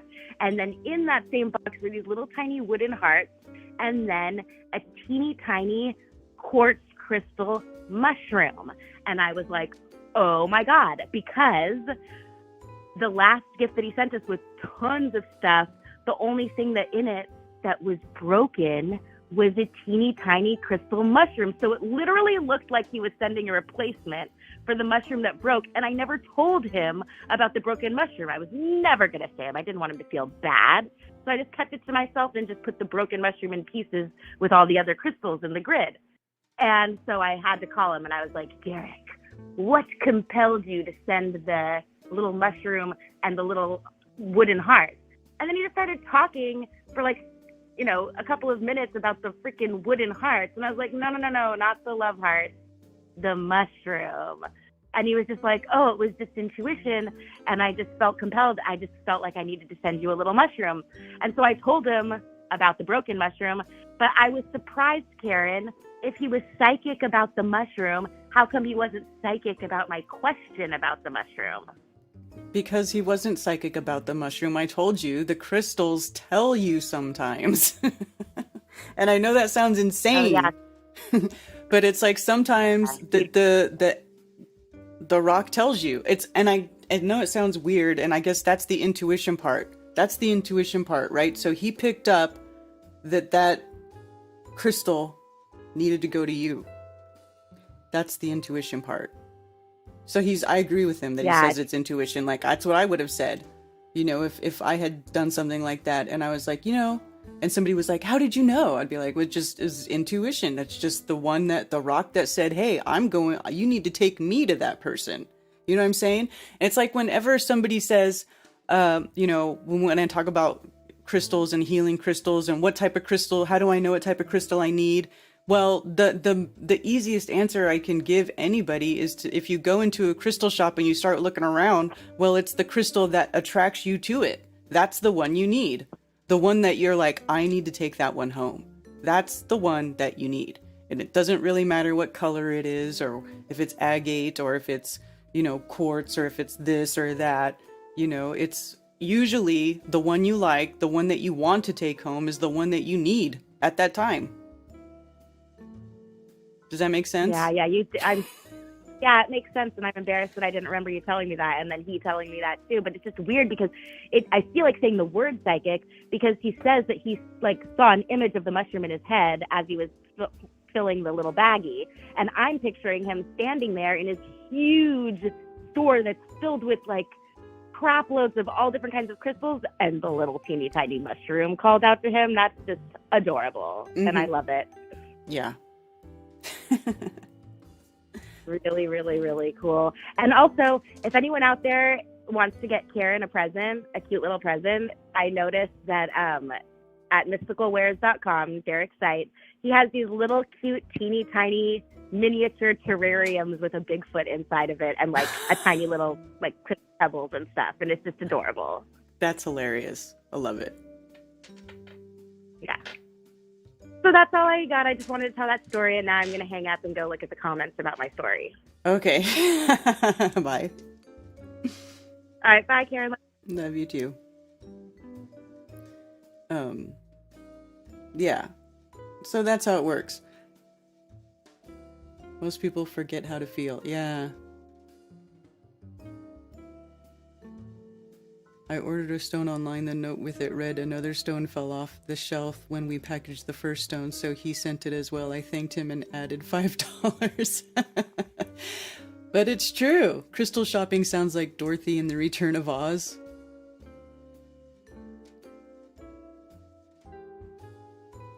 Feel the same about plants, choosing them in a shop. Yeah, you know what? I can totally see that. I can totally see that. Like the plant, you know, just, it's like, oh, you like plants and you'll take care of me. Can I, like, you know, it's like the metaphysical equivalent of like when you go to get a puppy and all the puppies are like, pick me, you know. Except they're not all going pick me. There's usually only one that's like, that really wants to get to you, or one that you really jive with, and then that's the one you take home. It's very similar to that.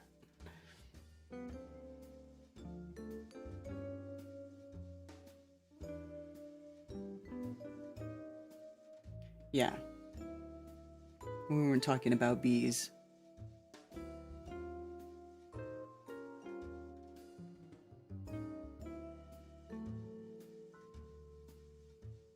The one that spoke to my girlfriend had to be the $600 fire opal. Listen, I feel your pain.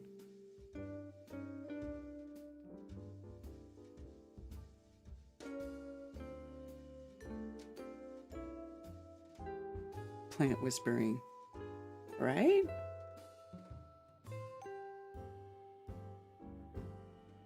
Who knows about the shungite? That's here. I'll show you the website. It's Derek Condit, and he's been on the Crow 777 show quite a bit. But his website is Mystical Wares. See if I could pull it up first try. Nope, I spelled it wrong. Mystical Wares. Oh. Yeah, here we go. mysticalwares.com. This is it. So you see over here, he's got tons of shungite, right? Shungite products, and silver. I wonder if it's just shungite or if it's noble shungite.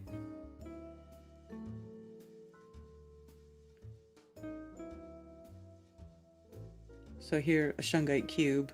Isn't that cute? Little shungite bowl. Shungite bracelet. So here, I will put a link to this in the chat if you would like.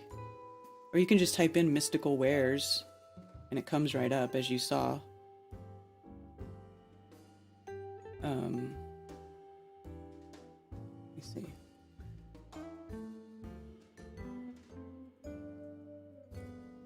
Yeah.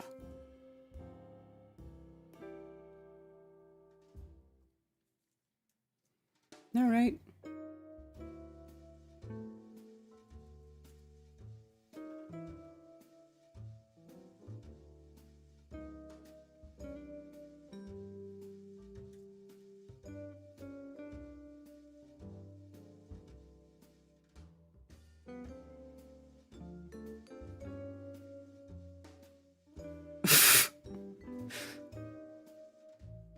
Hello. Go old school and write it down. Is Mark Sargent here? I don't think Mark Sargent has shown up yet today. I was working today and a woman with some dogs came walking by. One of the dogs came to greet me and she told me he never does that and I must probably have good vibes. Yeah.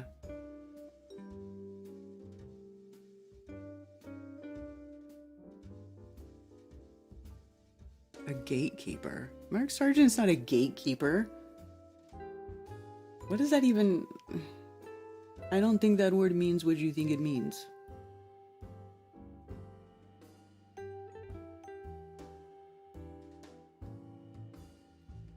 You know what I'm saying?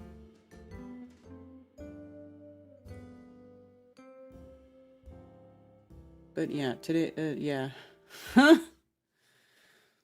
Whatever. Anyway.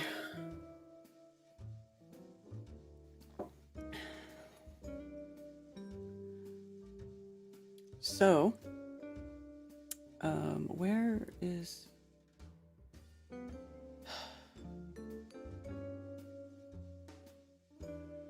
Yeah, here we go.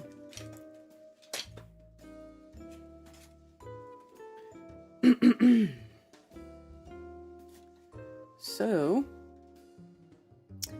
I also have another announcement as far as a confirmed speaker for the Flattoberfest 2023 event in Las Vegas. Flat Earth Festivals is excited to bring you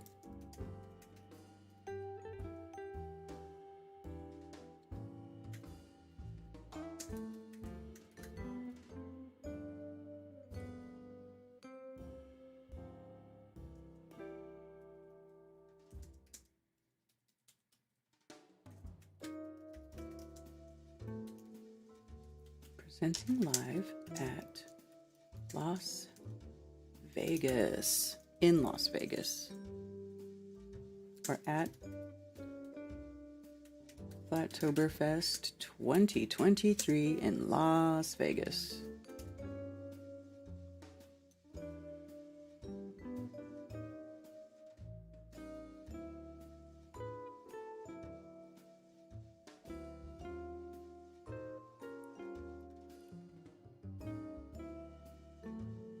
So here we go. Amanda Vollmer will be presenting live at Flattoberfest 2023 in Las Vegas, Nevada. So we've got quite a lineup for you guys so far. I'm going to go ahead and go back through who we're all going to be having at the event. So, Las Vegas, Nevada, October 21st and 22nd of 2023 at Sam's Town Hotel and Gambling Hall. Oops, wrong direction. Yeah, early bird tickets are gone. Ben Balderson. We'll have Ben Balderson back. He says he's got lots of cool visuals for his updated presentation this year, which is awesome. Jason Lindgren will be with us this year in Las Vegas. Always does great talks. He does a lot of talks about like social engineering, social programming, which I think is really important. I like the stuff that Jason does. Also, of course, Mark Sargent, the creator of the Flat Earth Clues, and of course, host of Strange World on Tuesday nights, will be live at Flattoberfest in Las Vegas. Also, Mark Devlin. Mark Devlin from the UK. He's a UK-based club and radio DJ, music journalist, and author. And as a DJ, he has played gigs in over 40 different countries. He's a pretty popular guy. You guys will enjoy Mark Devlin. He said he could, do some DJing for us. So we'll see if we can work that out. I can't guarantee that, but he is going to be doing a talk for us on Saturday.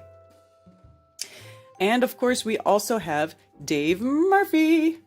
Allegedly Dave, also known as, and Dave Moore on Facebook.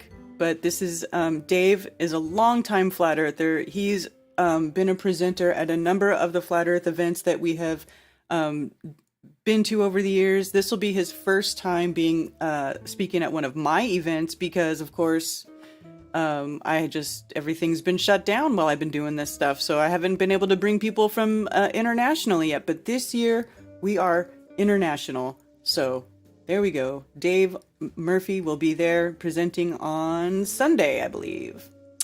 And then, of course, we've got Jaron Campanella of Jaronism. You guys all know Jaron.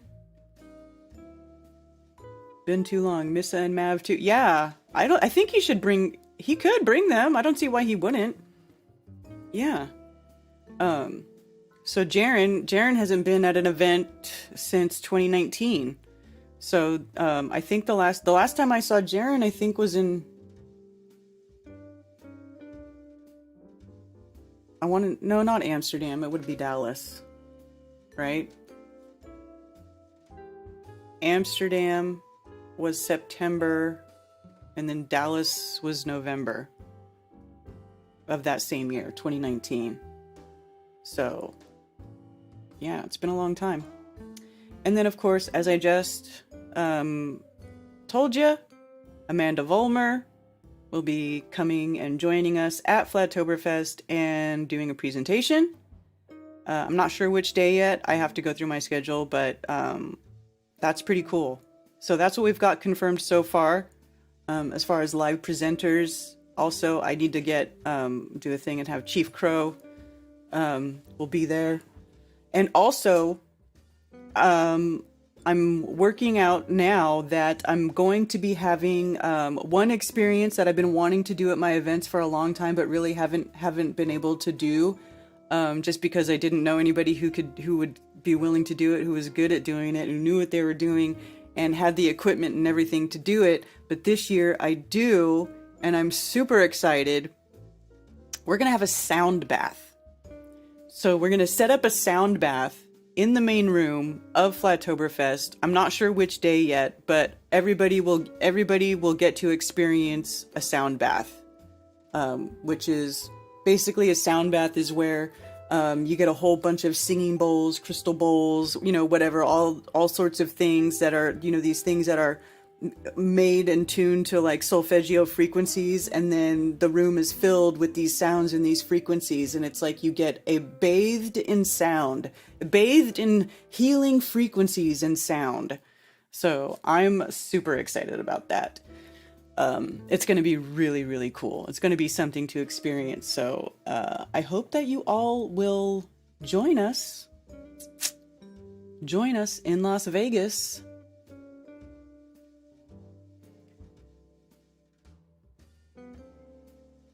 Dallas, yeah. I met Rose in Dallas. I don't think I got to meet Rose in Dallas. You were hiding out still back then. Too bad Doc isn't coming. Who's Doc?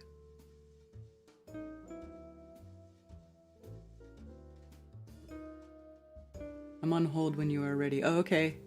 I see you there. Helps if you're lying down, eyes closed. Yeah, I don't know if you're all going to be able to lie down, but it'll be a sound bath. Thank you for calling Coffee Talk. You're on with Karen B. Karen. What's up? Glad to hear Amanda's presenting. Now I'm definitely coming. I was on the fence, but now I'm coming. You said that about somebody else, too. All right, whatever. So you know the whole thing with Dell and the Earth uprising? Yeah. Right? Okay. So the problem I have with it is that if it's uprising at a constant pace, I don't think the force would be the same because you're heading linearly, if that's the word. Like if you're in a train or a car or a plane going at a certain speed, you don't feel that force. Only when you take the turn at the same speed do you feel the force. So I have a new theory that I want to put out there. Okay. So imagine you have a flat Earth with a dome, if you will, over it, and you connect a string to the top of the dome, and then you spin it around in a circle like a centrifuge. That will create the same forces. I think it'll create them even better than Dell's uprising Earth. So I want to propose that we are in the dome, spinning in a centrifuge. Oh my God. Because if Dell is saying that his is right, well then this is the same thing, but it actually might even be better. I think the experiments that he can do with the water bottle and the cork and the everything, do it on a string, spinning it around, and you'll get the exact same thing that he was trying to show with the uprising Earth. So I would like to be called Centrifuge Dave. Centrifuge Dave? Centrifuge Dave. Can you go to your Skype? I want to show you the banners that I got for the flat smacking in Flattoberfest. Okay. Which is going to be the best. I got 4 pretty large, not the handleable banners made out of nylon or something, and we can bring them outside. We can hold them with a pole. We can tack them to a fence, and we can just get people interested in trying to challenge us. Yeah, those are cool. Can you show them on the screen? There you go. Yeah, Yeah, those are cool. Yeah, they're gonna get a lot of interest, I think. Yeah, this is a good idea. Maybe I'll have some stuff made too. Right, and I also have the flyers. I have 100 of the smaller version with a little bit more information on them to hand out. Stick around. Yeah. So I think we'll track some the $3,000 in chips. Wait a minute, I can play as many times as I want, no cost to play. I should have put a warning. If you play too many times, you'll be a flat earther. Yeah, no kidding. Awesome. Side effects may include rejecting the globe and losing friends and family. Yeah, no kidding. That's awesome. Yeah, that's all I have to report. Cool. Oh, one more thing. Tonight, 7 p.m. Eastern on Troubling Tribune's channel, we're doing a live stream with Joel. If you click that link in the Skype, just so people remember who Joel is, he's this total space scientific nerd. Not in a negative way, just he's totally believes in galaxies and everything. I was on with him and Hibbler, and it was very frustrating. But he's back. He's done the math, and he has the proof that we live on a globe. Wait, he what? He says what? He's done the math. We told him we were telling him about angular the angular resolution limits of your eyes and the inverse square law, and he goes, well, I have to do the math. I'm like, well, why don't you go do the math? Well, a year passes, and he gets back to us. I've done the math, and I'm ready to present. So me and Troubling Tribune are gonna have him on. Okay, that's cool. Where's that gonna be at? On Troubling Tribune's That's channel? going to be on Troubling Tribune's channel. If you forget, just go to the Flat Earth Podcast Facebook page. As soon as the link is up, I'll post it there.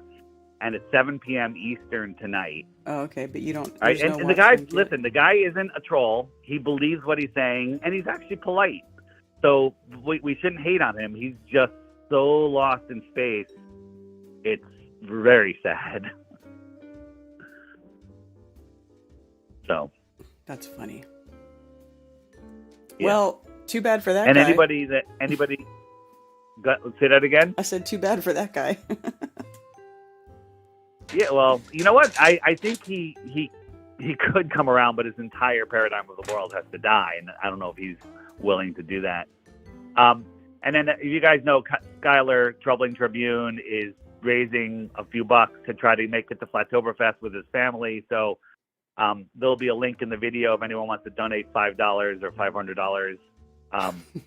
Please do. I'd love to see him there. He's a great debater. He's out there every night, I think, on TikTok and on Facebook. I mean, on YouTube, and he's very, very good. So let's, if anybody wants to help him get there, that would be awesome. All right, cool. Where's he coming from? Where does he live? I don't even remember or know. I don't know, somewhere, but he's got kids and a wife, and he's trying to raise I think $3,000. I think he's a third of the way or more there. A couple nice donations would do it, but even if you only got $5, you're just like, you know what? Let me help him get there. I'd love to shake his hand. Throw him $5. So. All right, cool. 7 p.m. You said. All right. Tonight at 7. 7 p.m. Eastern on Troubling Tribune's channel. If the link is not up already, it'll be up shortly. He's making a thumbnail. Last I spoke to him. Okay. All right. See you. Bye. All right. Laters. Later. There you go. Florida. Oh, you know what? That sounds right. Florida. Yeah, see, so that's like all the way across the country. It's long for you. Was he at the last Flattoberfest? The one that was here? I honestly don't remember. Sorry. There was a fully narrative Helio guy on Dave Soul a couple nights ago for 2 hours. They just let him talk and pointed out his assumption leading to assumptions. Yeah.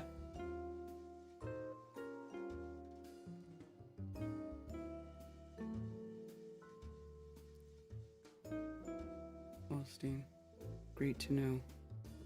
We've seen the okay, are you talking about the iTerra? Billing Tano and Rose for the iTerra Care? The iTerra Care isn't for me either because it's too ticklish. Billing Tano. Oh yeah, Doc Michael, R.I.P. Doc Michael, but I didn't think that's the doc that he was talking about. I thought he was talking about, I mean, I didn't, yeah.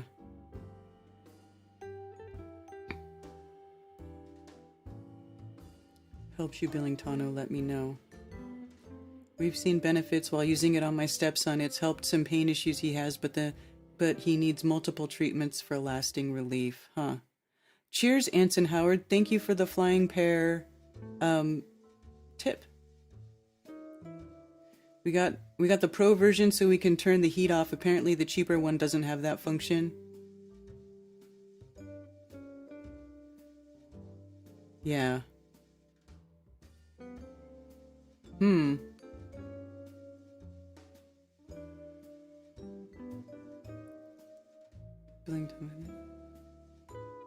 I'm going to tell this person to not give up and keep using it. I mean, if you can't return it, why not? But he pointed out that a company without a return policy sounds like it doesn't believe in its product. That thing doesn't have a return policy?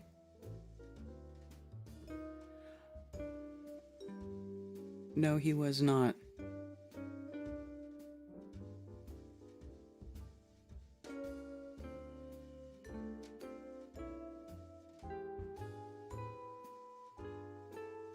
No, he wasn't.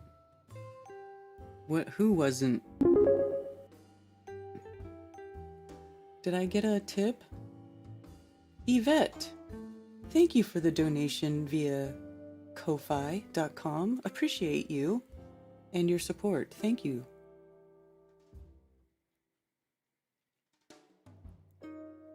Thank you so much.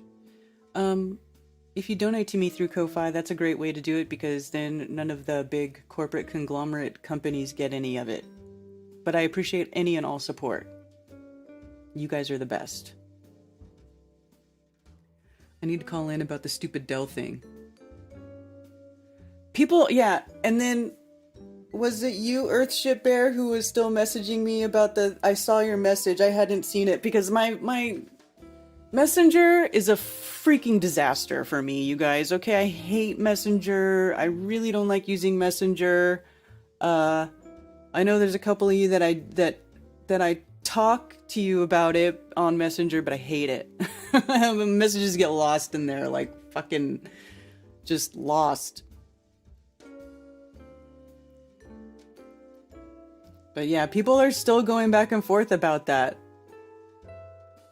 It does not have a return policy.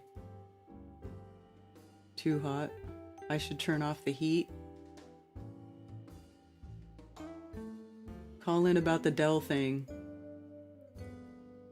Well, okay, what's up, Brian? What's up about the Dell thing?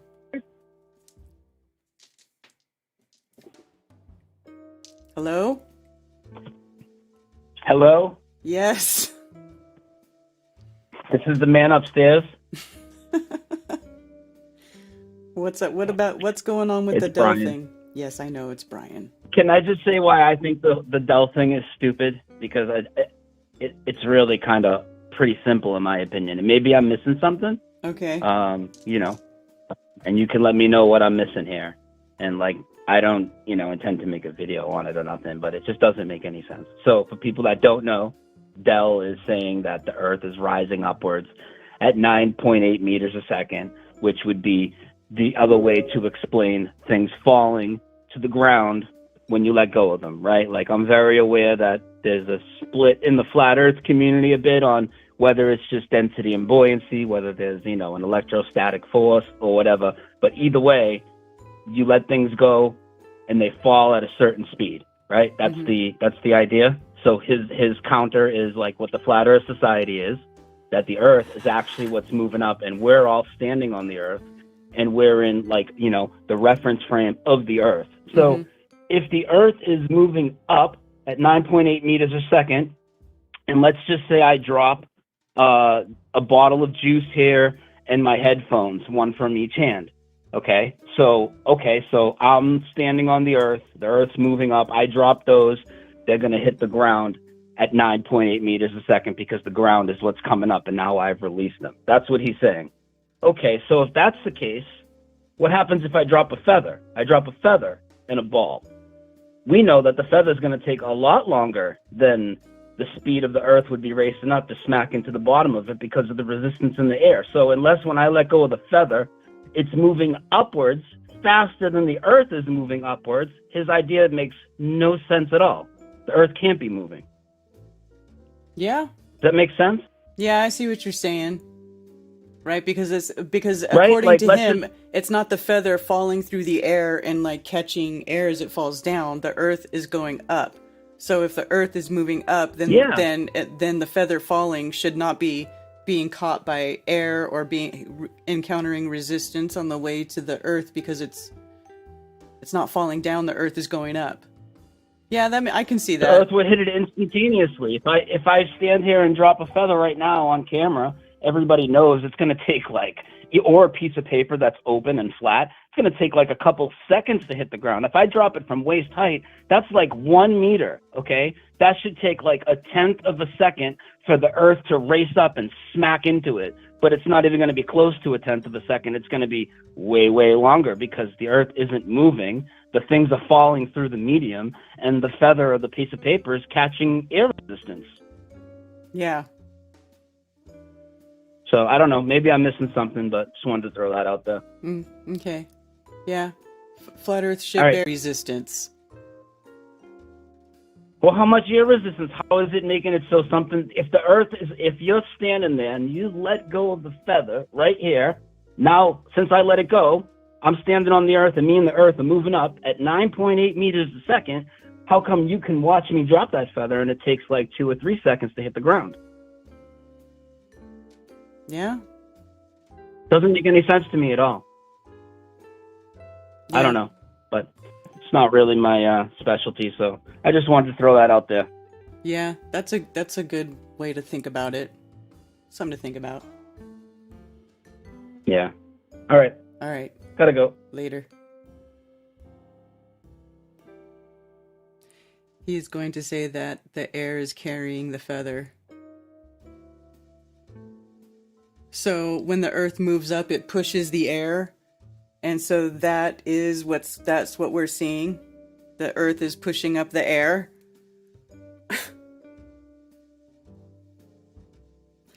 I mean, there's just no way. There's no way to prove that the earth is moving. I mean, it just doesn't present itself that way. Air resistance.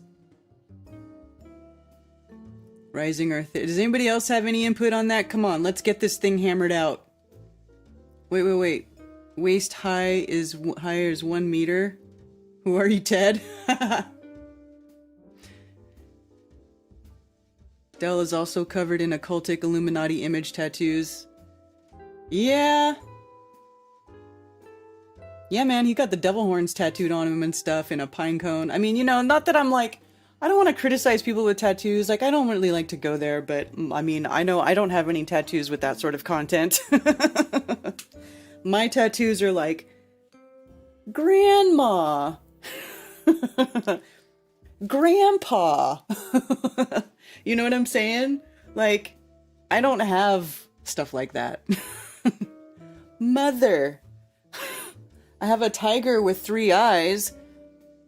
Like, this tiger has a 3rd eye, but, and I didn't really, even when I got this tattoo, I have to admit that, like, I didn't really have a full understanding of what the 3rd eye was and what it all meant. But then later on, when I got into all that stuff and started, becoming more aware and deep diving into stuff, I was like, man, I love my 3-eyed tiger tattoo. It's like, now I love it even more than I used to. I'm like, it's almost like foreshadowing, of like the 3rd eye opening. Anyway.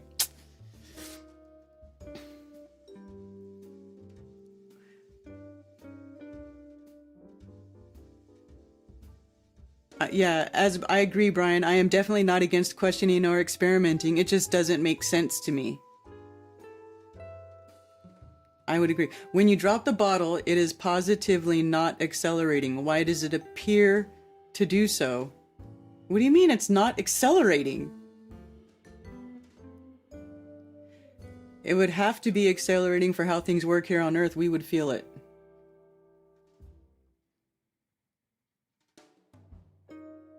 Is Dell saying that all the luminaries and wandering stars are also moving upwards with the Earth? Well, Benny boy, they would have to be, right? Everything would have to be. Like, everything from Earth's surface up would have to be moving with the Earth as we see it.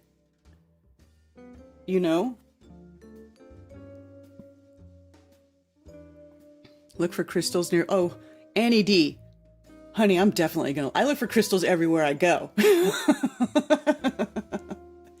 Everywhere I go. It's stupid in my honest opinion. Defies reality, just like the spinning ball. I'm not defending it, just following through on that particular thought. Is the South rising too? I always heard they're gonna rise again. Yes, the South will rise again, Billingtano. Yes, indeed. Jump from 5 feet, then jump from 100 feet and tell me you aren't falling faster. Right? Isn't that what terminal velocity is? Right? Like, you're not gonna be, like, immediately going as fast as you can possibly go. You reach terminal velocity, right? Let's see. Let's look up terminal velocity.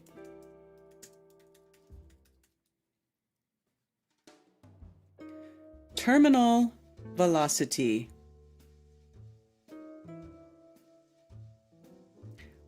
Now, I'm tempted to click on the Sheeplepedia link, but let's try to just go a few links down and not go straight to Sheeplepedia. Okay, let's see if I can find it from some Space and Astronomy News. The higher you are when you jump, the more it hurts when you hit the ground. That's because the Earth's gravity is constantly accelerating you towards its center, but there's actually a maximum speed you can reach where the... Now, I don't agree with it. Gravity is accelerating you towards the Earth, but there is a maximum speed you reach where the acceleration of the Earth's gravity is balanced by the air resistance of the atmosphere. The maximum speed is called terminal velocity. The terminal velocity speed changes depending on the weight of the object falling, its surface area, and what it's falling through. For example, a feather doesn't weigh much and presents a very large surface area to the air as it falls, so its terminal velocity speed is much slower than a rock with the same weight. This is why an ant can't fall off a tall building and why an ant can fall off a tall building and land unharmed, while the similar fall would kill you. Keep in mind that this process happens in any gas or fluid, so terminal velocity defines the speed that a rock sinks when you drop it in the water. So let's say you're a skydiver jumping out of an airplane. What's the fastest speed you'll go? The terminal velocity of a skydiver in a free fall position where they are falling with their belly towards the earth is about 195 kilometers per hour or 122 miles per hour. But they can increase their speed tremendously by orientating their heads towards the earth, diving towards the ground. In this position, the skydiver's velocity increases to more than 400 kilometers per hour. So it's like and immediately when I'm reading this, I'm thinking about and I know it's kind of a silly thing to think about, but I'm thinking about Point Break, when they all jump out of the airplanes and Keanu Reeves' character gets left up there with no air parachute, right? And he's up there in the plane and all the dudes have jumped. They're gone, right? They're flying. And he jumps out of the plane, and to catch up to the dudes down there, he does he makes his body all straight and he's like free diving, pointing himself, to catch up to the dudes below him who already jumped and have the chutes, right? And he gets up to him and he grabs onto the dude, right? So, and I know it's a stupid movie, Hollywood trick, but that can happen in reality. That's one of those things that can happen. That's how it works, right? 155. I like Dave's dome idea better than Earth moving upwards. Dell calling electrostatic and magnetic forces woo-woo mystical nonsense is just ridiculous. He has shown my videos of me bending water and moving solid matter on his channel. So what happened? Did he just forget about all that stuff then, Zach? Did he just forget?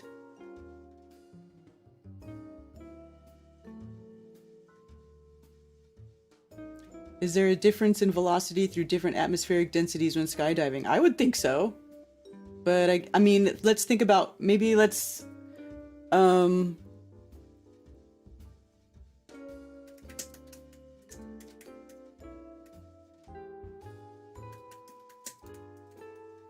don't even know how to spell this dude's name. Felix Baumgartner. Baumgartner.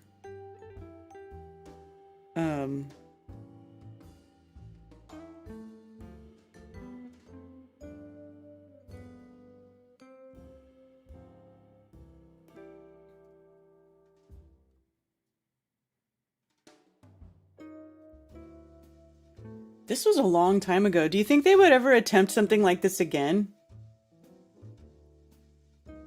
Highest man, the Red Bull Stratos team had already set the record for the highest manned balloon flight, 24.6 miles. Now he was hoping to set marks for the free fall from the highest altitude. First human to break the sound barrier.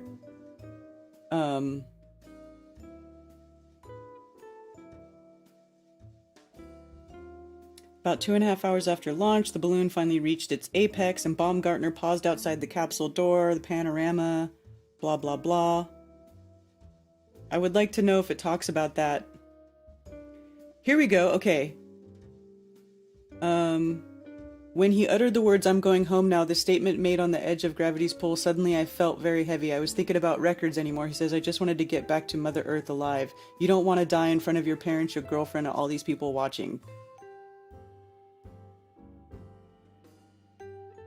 That included Thompson's 7-person team in Mission Control, a supremely confident group of space program veterans who were working on a temporary building, blah blah blah.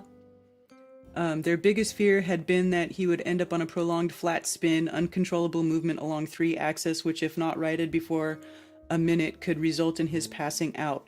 Sure enough, he was stuck in a seemingly endless series of 700-mile-per-hour cartwheels, and the length of the violence of it caught him by surprise, which I do remember them saying that he was spinning out of control for a while. I was on the verge of rapid onset, Baumgartner says, alluding to a flush of blood into the head. I worked so hard to stay awake. I knew that once I reached a certain level of atmosphere, I could finally steer my body using the air like any parachute jump. I just had to get there. So that to me is him describing being much thinner atmosphere at the much higher level, and he was just waiting to get down to where the air becomes more dense so that it could slow him down. After nearly 40 seconds, the air finally thickened enough to allow steering, and he could finally snap his body into a head down, arms back position. He then became Superman, reaching 833.9 miles per hour, nearly 100 miles per hour faster than predicted and exceeding Mach 1.24. He says the maneuver felt like swimming without touching the water. That's an interesting description, right? Swimming without touching the water, because the atmosphere is like a fluid, right? But it's a much thinner fluid than like actual water. But if you're moving at like 1,000 miles per hour almost, I could see how a much thinner atmosphere would begin to feel like a thicker fluid, because you're going so fast through it. That is a trip to think about. To create a hyper-accurate portrait of every second of the event, Thomas is now melding data from accelerometers and biomedical monitors, blah, blah, blah.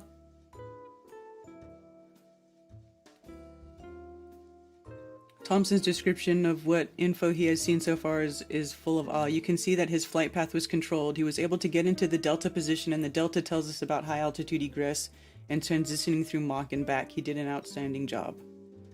Huh.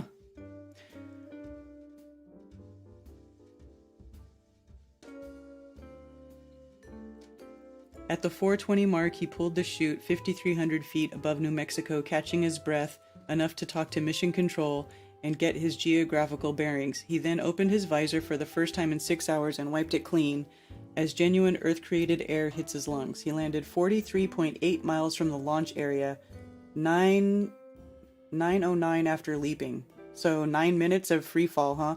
His instant reaction, I was so thankful, I was so proud, I was also done. My daredevil days were retired right there. I bet.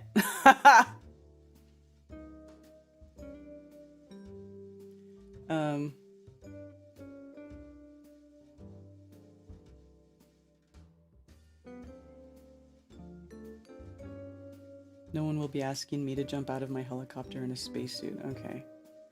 So that's an interesting sort of description there. Oh, Kyle. Thank you for calling Coffee Talk. You're on with Karen B. Hey, Karen, how's it going? Good, how are you? I've got a bombshell for you. Okay. Okay, and I'm going to spoil my video later because I'm going to expound more on it. But yeah, massive bombshell. All right. So I told you before I was watching your anti-religious scripture study, and I was watching that, and I'm kind of getting ready for a debate going on this Saturday about the feasibility of Noah's Ark, right? And so I was watching episode 6 of anti-religious scripture study, and it was talking about, and there were giants in the world in those days, but in Hebrew it said Nephilim. There were Nephilim in the world in those days, right? And so I was talking about that, and I started looking at that word, Nephilim, and kind of the way it was spelled, Nephilim.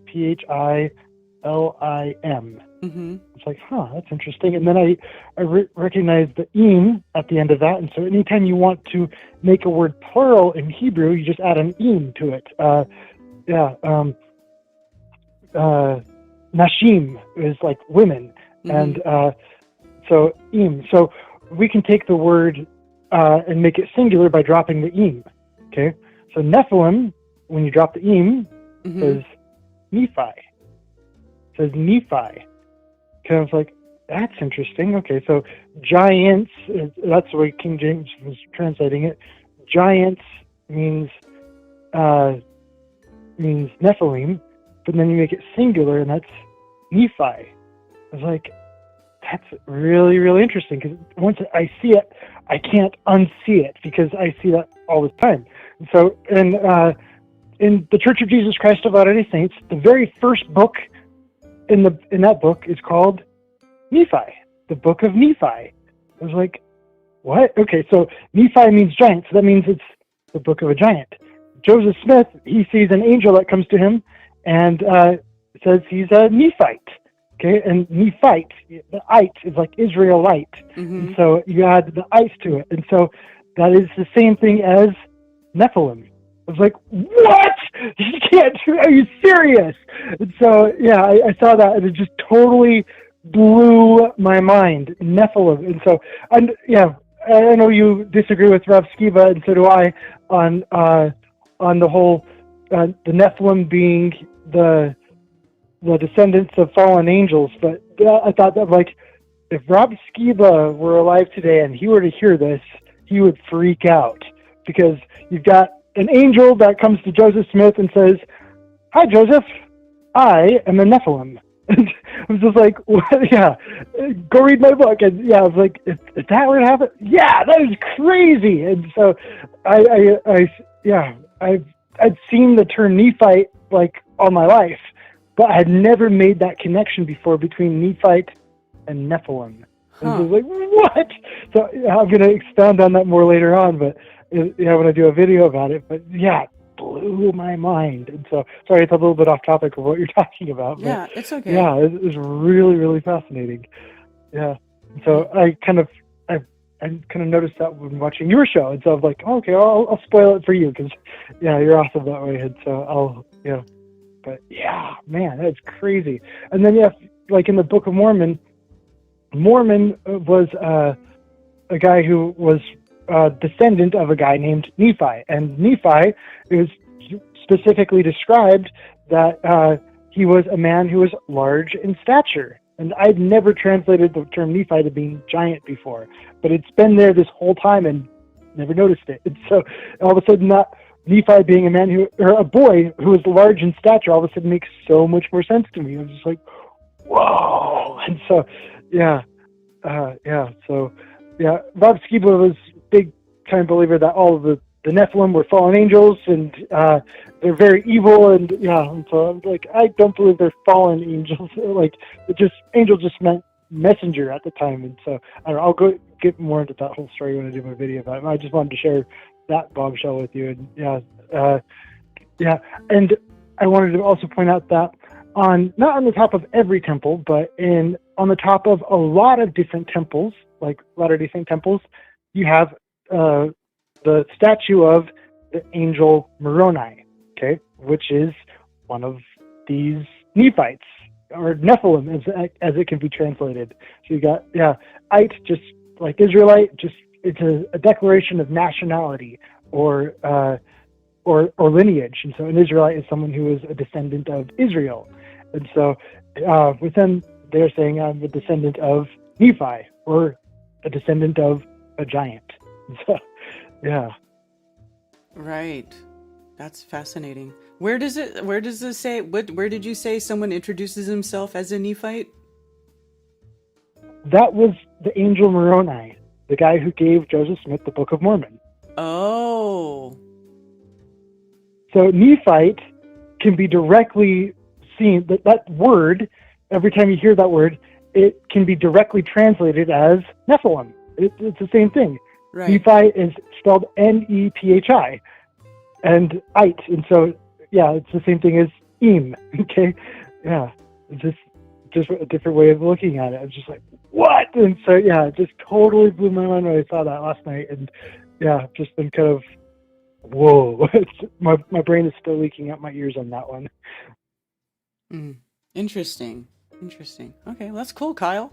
Yeah, and you see that in the Bible like a bunch of times, and talking about a race of giants, and so it's pretty cool. So, and all of a sudden, taking a look at the Book of Mormon, it just got that much more interesting to me, because no one had ever pointed that out to me before. And like,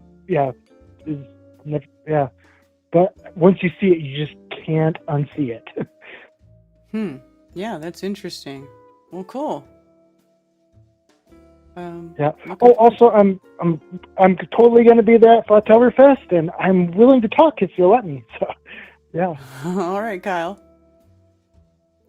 Yeah, I've got some great topics I'd love to address. So, you can add me to your list. Okay. Well, I'm still working on my schedule, but I'm almost full, I think. But I'll have to go over it. I actually haven't finalized it yet. Okay. All right. Thanks for calling. Hey, thank you. Good to talk to you. All right, you too. Thanks for letting me share my bombshell with you. Yeah, that's cool. All right. Talk to you later. See you later. The electric field is constant and never goes away. Go find the place it doesn't exist. Exactly. Uh-oh. Is there debates going on? There are electrostatic proton accelerators that move things much faster than 9.8 meters per second. If Dell was correct at this rate, shouldn't have changed at all with time, Earth moving up at a constant rate. The electric field itself dictates the vector, that is all. Yeah. The electric field dictates the vector. It's like the right-hand rule, right?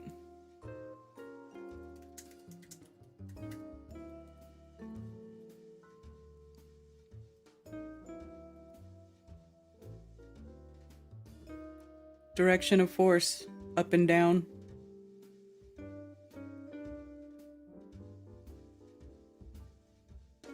Right?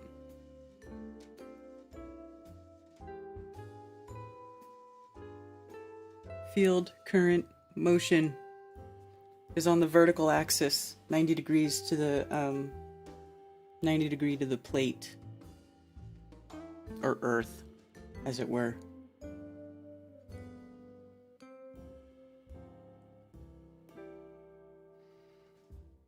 I Nepal went to Nepal. Could the Nephilim be the same as Tartarian giants? Well, I don't believe in anything Tartarian except for that area being called Tartaria many, many years ago. That area between Russia and China that never really became a country, but it was its own thing for a little while, but they never established an official nation. And then later on they became the Mongols, Genghis Khan. But I don't believe like this whole using Tartarian as a way to describe like the past, like in general, or like architecture in general or old things in general, I think is like, it's like a self-canceling of culture and human accomplishments and human creativity. And I think that, you know, that sort of thing really undermines what we're trying to do here. That's just my opinion.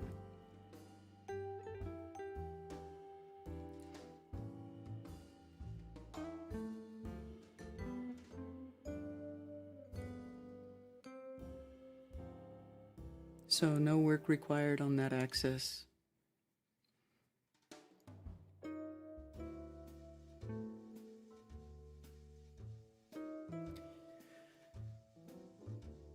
So, you know, what were the giants?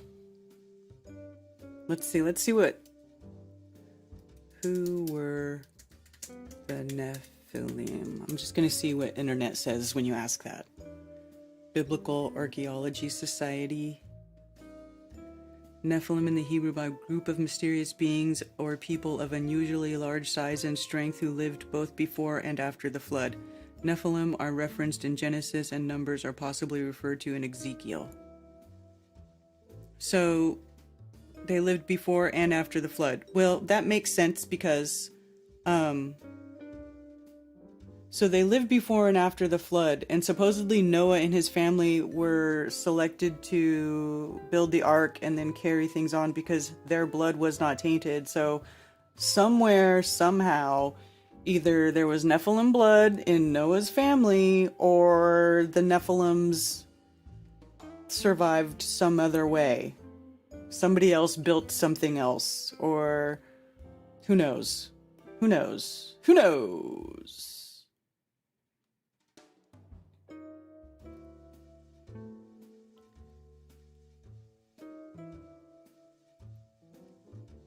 In the 6th chapter of Genesis, we're confronted with a curious reference to Nephilim. Who are they? Where are they the race who came to be through the mingling of divine beings and the daughters of men? Were the Nephilim engineered by God's enemies to thwart his plans for mankind?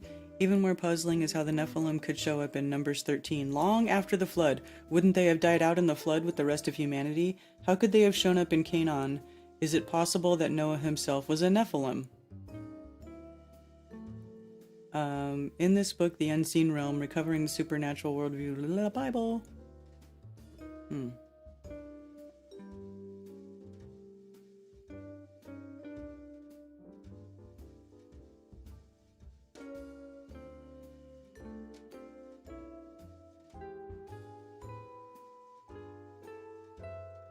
Yeah, I don't know. That's a deep subject. That is a deep subject.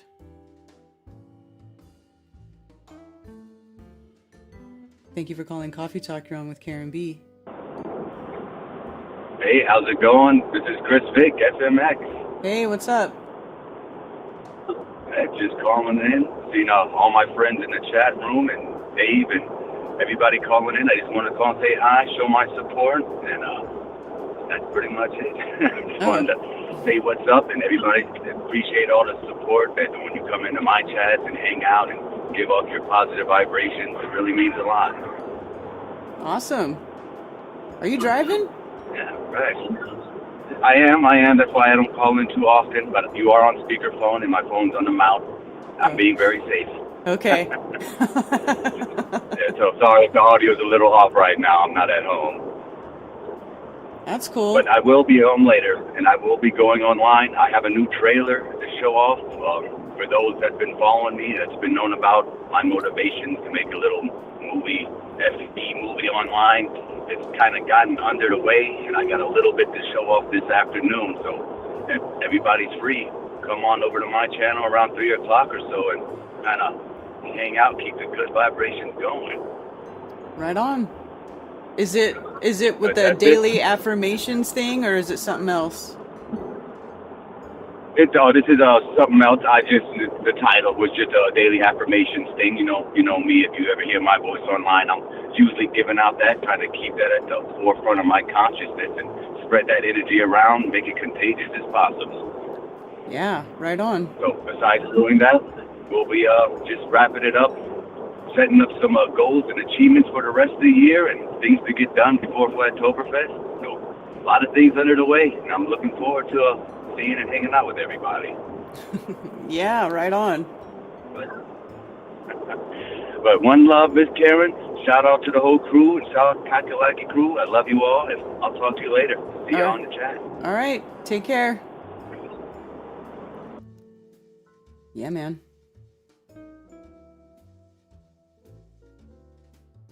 Probably giant robots built those that dwell below. If there's a spirit and it's connected to the body, maybe as we change spiritually, energetically, so did we change physically? I mean, I don't know. The nose knows. Maybe some races were just much bigger and some smaller. I think it's possible that there were just other races. I mean, don't they talk about like other types of races like that live on the center islands or whatever? Like there's different races. I mean, I think that's what Bigfoot is, Sasquatch is. I think they're just like another race of beings that just exist here in this realm side by side with us, except for they have to hide from us because we act like crazy idiots and try to blow their heads off whenever we see them.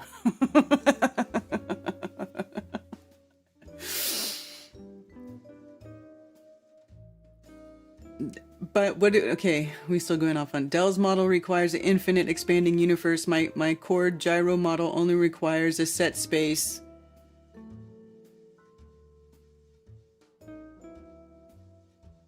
Maybe some races were just much bigger, some smaller. Yeah.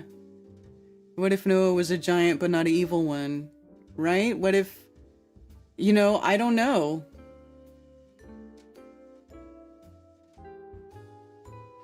Learning more about the giants of Patagonia.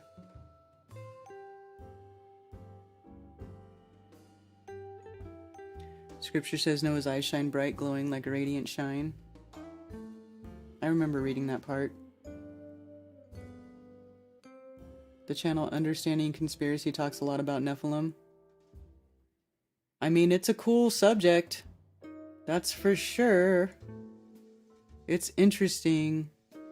Do you ever use your parabolic mirror on the moon to see if it makes the light hotter? Or colder, you mean? On the moon, it would make it colder. It's racist.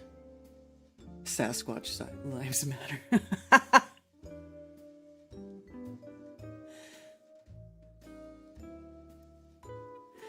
Yeah.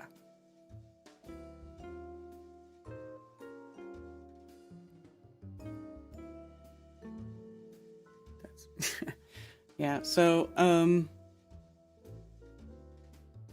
yeah, and in Genesis it says it starts in 6, right? Increasing corruption on the earth.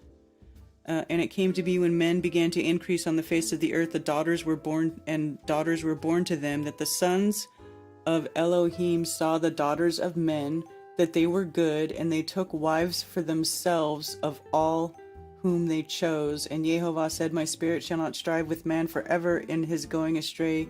He is flesh, and his days shall be 120 years. Nephilim were on the earth in those days, and also afterward, when the sons of Elohim came into the daughters of men, and they bore children to them. Those were the mighty men who were of old, the men of name. And Jehovah saw the wickedness of man was great in the earth, and that every inclination, the thoughts of his heart were only evil continually. And Jehovah was sorry that he had made man on earth, and he was grieved in his heart. And Jehovah said, I am going to wipe off man, whom I have created from the face of the ground, both man and beast, creeping creature, But Noah found favors in the eyes of Jehovah. And then it talks about the genealogy of Yehovah. Noah walked with Elohim. This is the genealogy of Noah. Noah was a righteous man, perfect in his generations. Noah walked with Elohim. You know what? That's kind of crazy because, okay, so the Nephilim were the sons of Elohim. Noah walked with Elohim.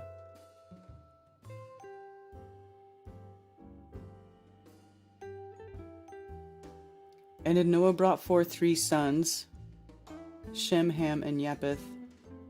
The earth was corrupt before Elohim, and the earth was filled with violence. And Elohim looked upon the earth and saw that it was corrupt, for all flesh had corrupted their way on earth. The Elohim said to Noah, an end of all flesh has come before me, for the earth is filled with violence, and through them, and see, I am going to destroy them for earth. And make yourself an ark of gopher wood. Huh. And this is when he tells him to make then he tells him to make the ark. I mean, this is really kind of vague, but I mean, the Nephilim are the sons of the Elohim. Noah walked with Elohim. So, is there like...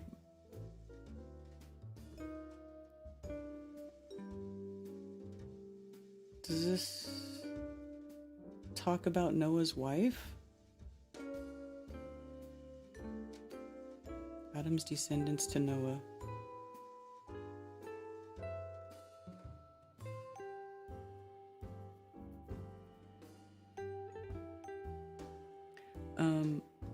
And Lamech lived 182 years, brought forth a son, and called his name Noah, saying, this one does comfort us concerning our work and the toil of our hands, because of the ground which Jehovah has cursed.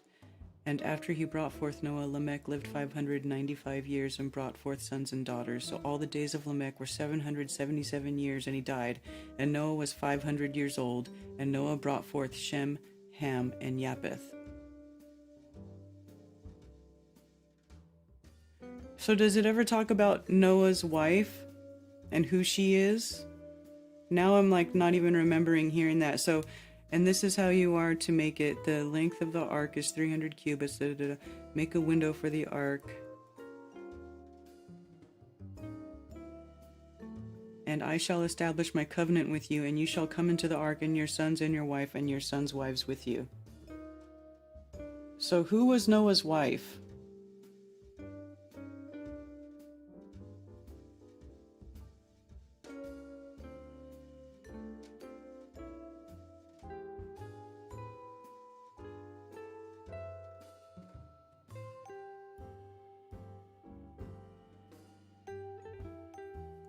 And all flesh died, and creeping creature on the earth, and birds, and who?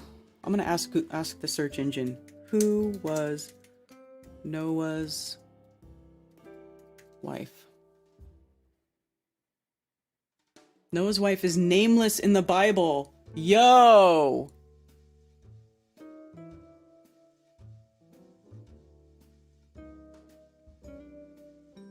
Noah's wife faithfully stands beside her husband as preparations were made for the coming flood. Eve, Sarah, Rebecca, Leah, and Rachel, the names of biblical matriarchs such as these, have lived long after the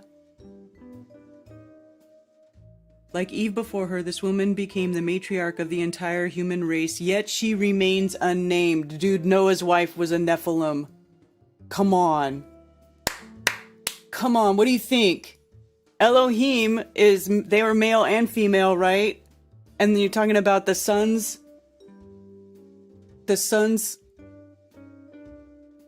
of Elohim, right?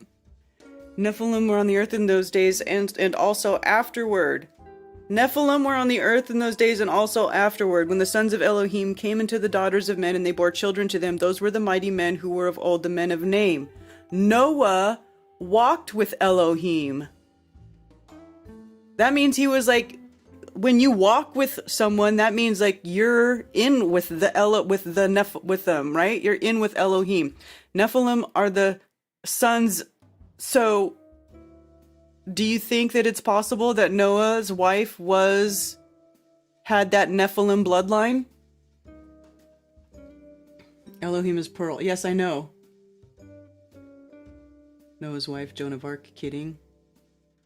Adam was a son of... Yeah.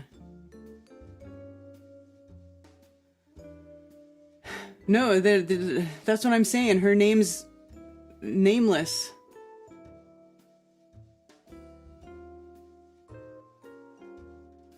What'd you say? In Genesis 4:22? Okay, let me look.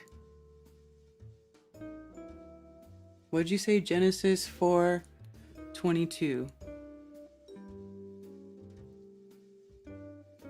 As for Scylla, she also bore Tubal-Cain, a smith of all kinds of tools in bronze and iron, and the sister of Tubal-Cain was Naamah.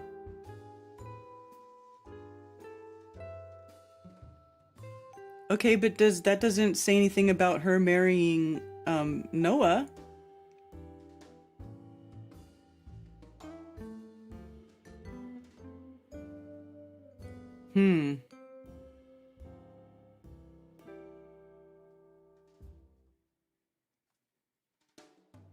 The sons of Elohim saw the daughters of men that they were good, and they took wives for themselves, all of whom they chose.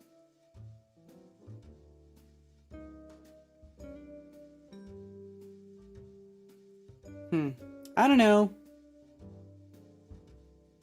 Something to think about. Female, no men of renown. Ooh, he walked with his wife. So maybe that's it. And that's how the line continued, because Noah's wife, who's unnamed. That's crazy.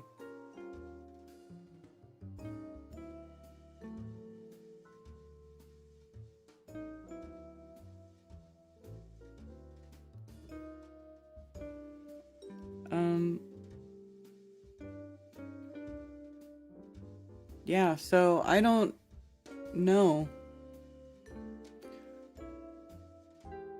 Noah's son's wife has a serpent worship her and carried the seed through the flood. That's what I was taught. Noah's son's wife was a serpent worshiper and carried the seed through the flood is what I taught. What I was taught. Well, I don't know, man. I'm thinking it might be Noah's wife where it came from. Because Noah walked with Elohim. It goes from Noah walking to Elohim, finding favor in the eyes of Yehovah, to Noah bringing forth 3 sons. But it never talks about Noah took a wife.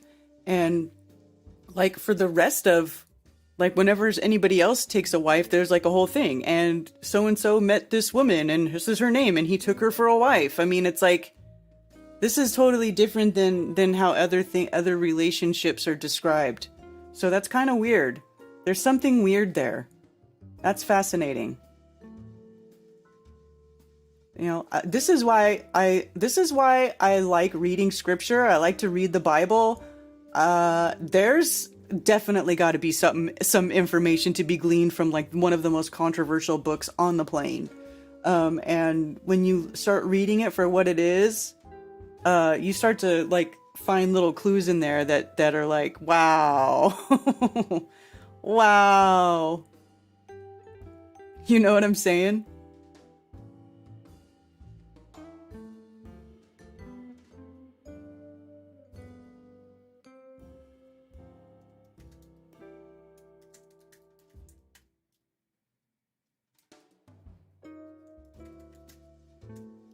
Sorry, just replying to an email. Listen, I got to multitask.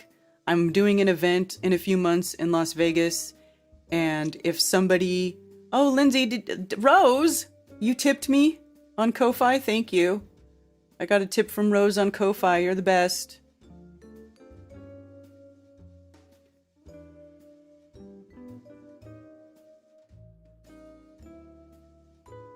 Fuck, what was I saying? Anyway, I don't know.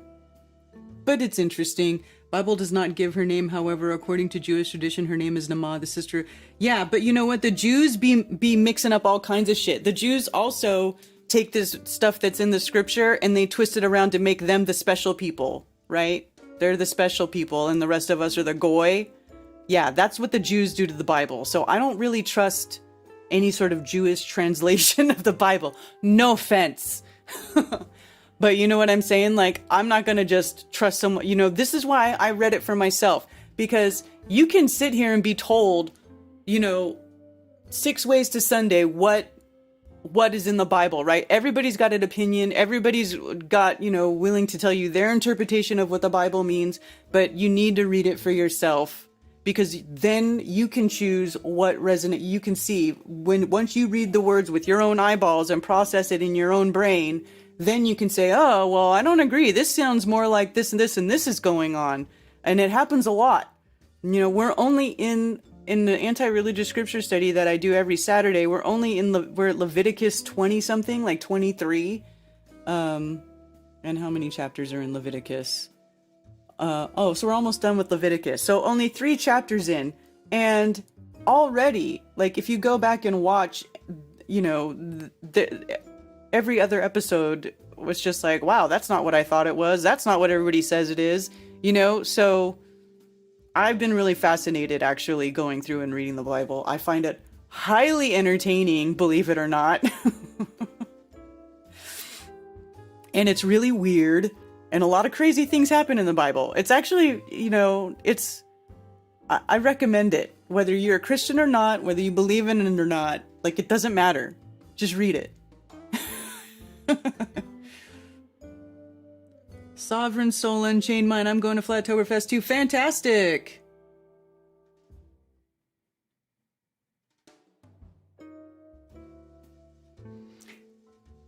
I was taught at Christian school in high school that it was Ham's wife.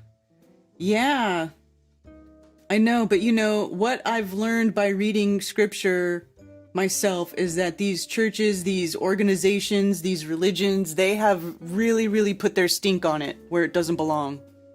You know what I'm saying? I always say that. I need to stop saying that. Small hat editing. Exactly.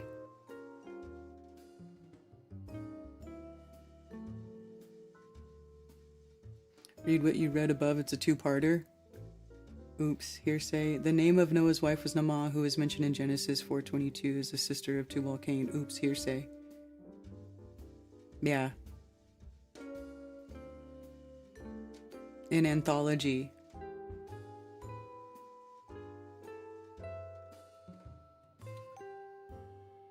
The earliest known name given for Noah's wife, Emzara, which is found in the non-canonical Book of Jubilees, mother of a princess. Emzara. Huh.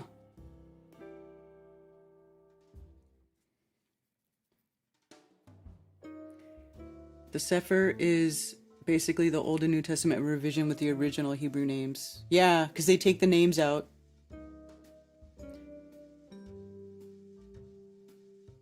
The Bible is all about the spill. Anyway, yeah, I definitely think there's something to be gleaned from reading it. I highly recommend just start in the beginning and just go slow, man. All right, it is 1, 2, 3, 4. Shout out to 1, 2, 3, 4. Asherah. The Kabbalah is good, but technically it's not just Jewish. It's universal and esoteric tree of life. Yes. Yes.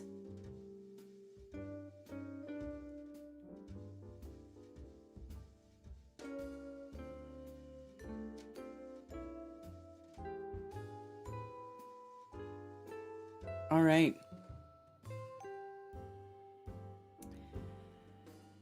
So, let's see here.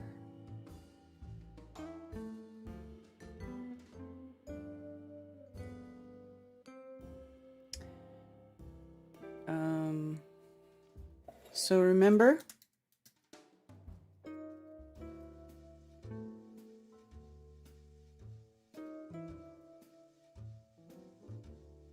you can go follow my Flat Earth Festival's official account on Instagram. It is instagram.com/Flat Earth Festivals official. I know it's kind of long, but you know, go over there and give us a follow. I'll put the link in chat. But I like to post a lot of updates there. Saturday mornings are my very favorite. Huh.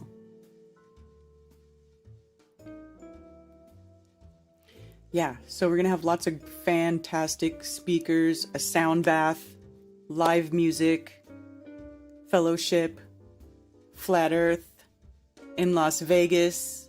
It's gonna be off the hook. I am excited because there's gonna be a lot of people there, you guys.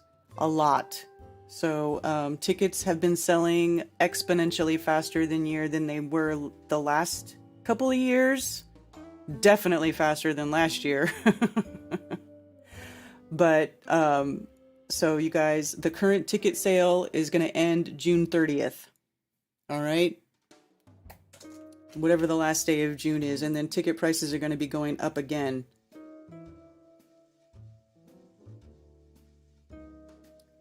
So, it would behoove you to get your tickets as soon as possible. Buy early and save. All right. I'm going to sell my body to go. Oh, hey, Tommy, that flat fellow. It's good to see you. Haven't seen you in chat for a while.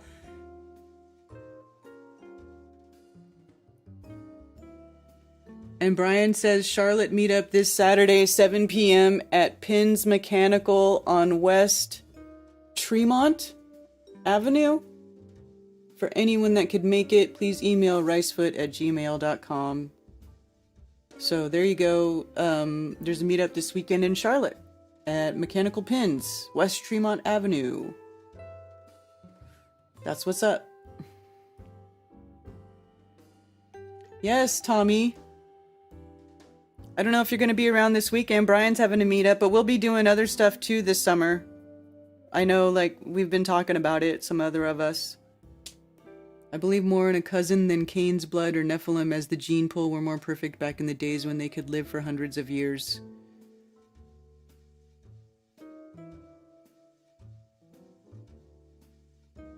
Yeah.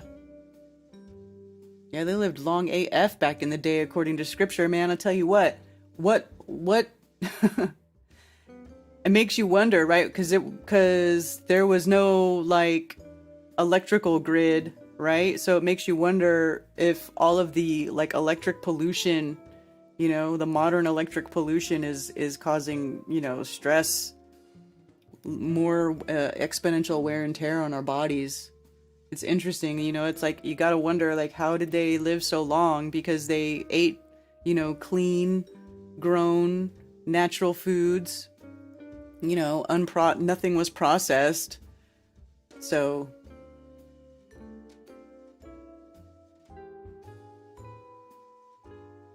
I'm gonna do the zip line down Fremont Street.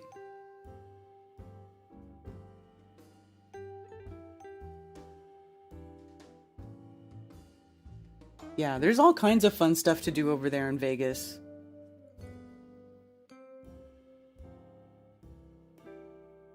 Is there go-karts there? Hey, Dr. Law.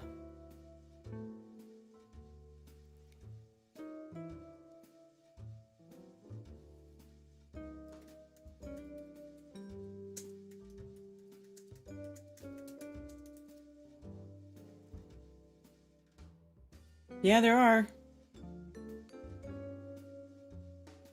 Top 10 best go-karts in Las Vegas. Mini Grand Prix, Speed Vegas. Let's see. I know that over here is where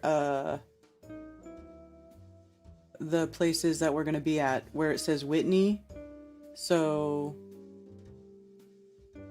these places are all gonna be like 10-15 minutes away. But yeah, they have go-karts there. If you guys want to go do some racing. Cool.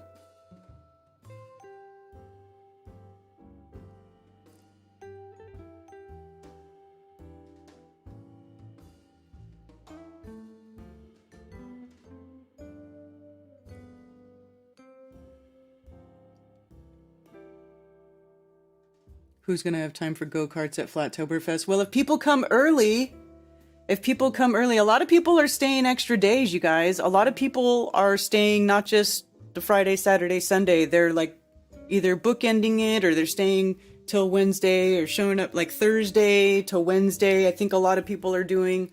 I'm planning on getting there Thursday, and then being there all day Friday, Saturday, Sunday, and then flying back home Monday. That's what I'll be doing.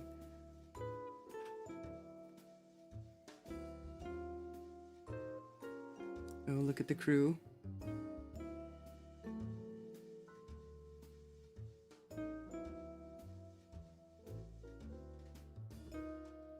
friend's timeshare party at Sov's.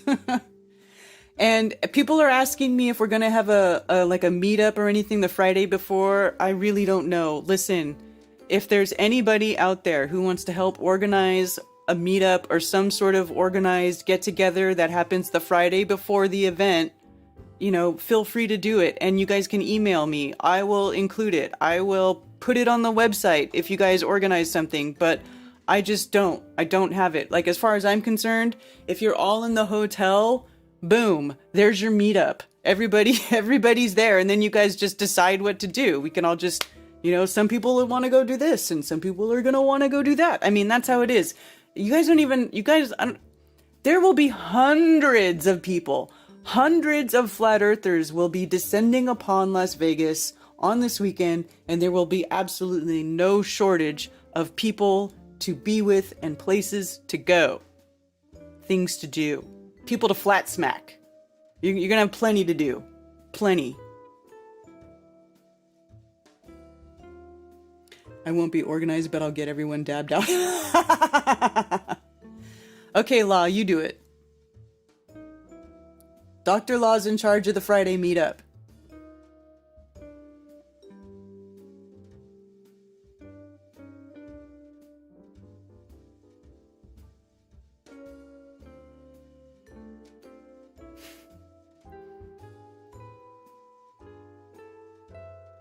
Mm-hmm.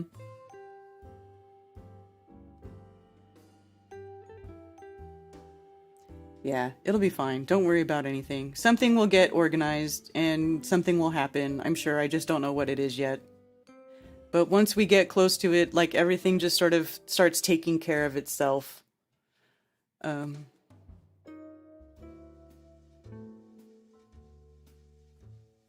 Yeah, the feeling in the air is pure magic. I said I'll help, but I'll see what I can do. No, Law, you're in charge.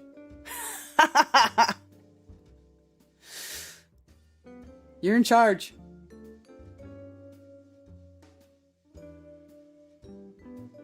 He's been responsible in paying for everyone's drinks. Now don't go that far.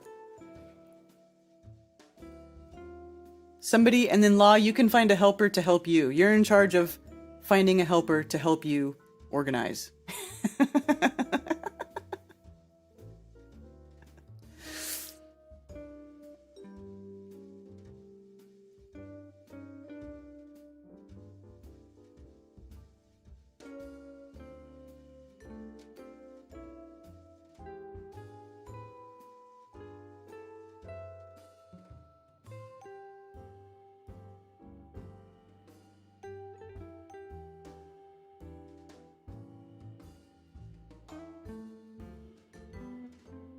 Oh, wow.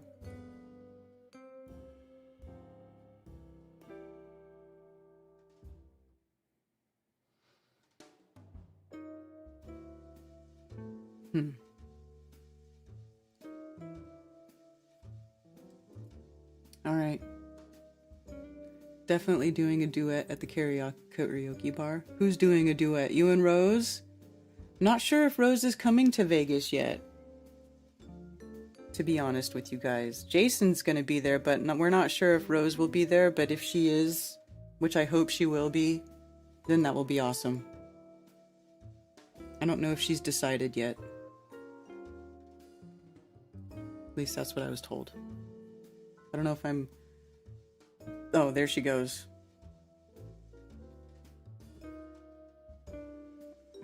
Yeah. 'Cause Rose...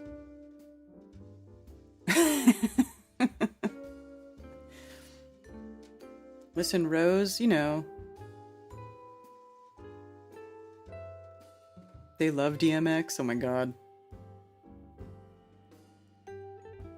Damn it, Rose. I know. Everybody just send Rose that energy, that strength, healing, you know.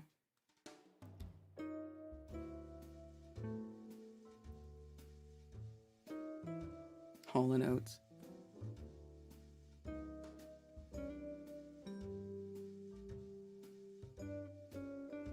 Love my niggas, but where's my bitches?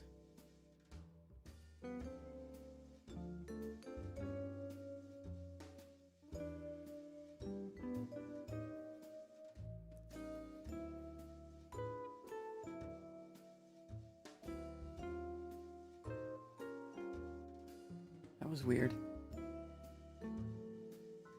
Might be able to do sweating bullets. Sweating bullets! That would be awesome.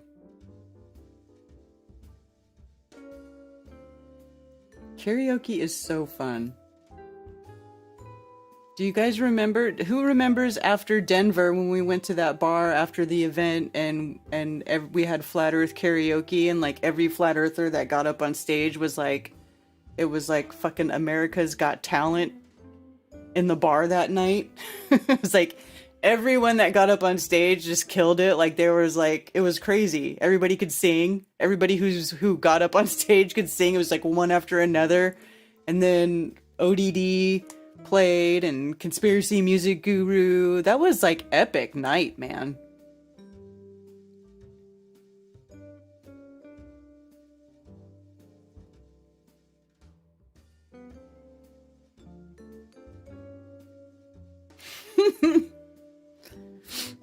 All right, y'all.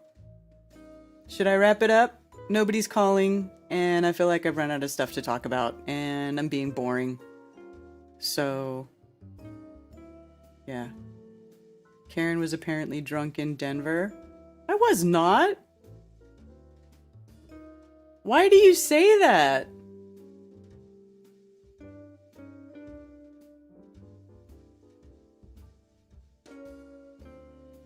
Where is ODD? I don't know. He said he was working on his music stuff. Like, you know, he was producing music. And that's kind of... I haven't really seen or heard anything from him. So I don't know if he's working on stuff. I really don't know. I hope he's okay, though. Shout out to ODD. I hope you're doing well, dude. I'll just say that.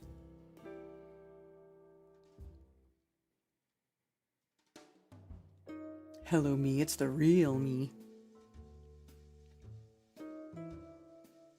Yeah.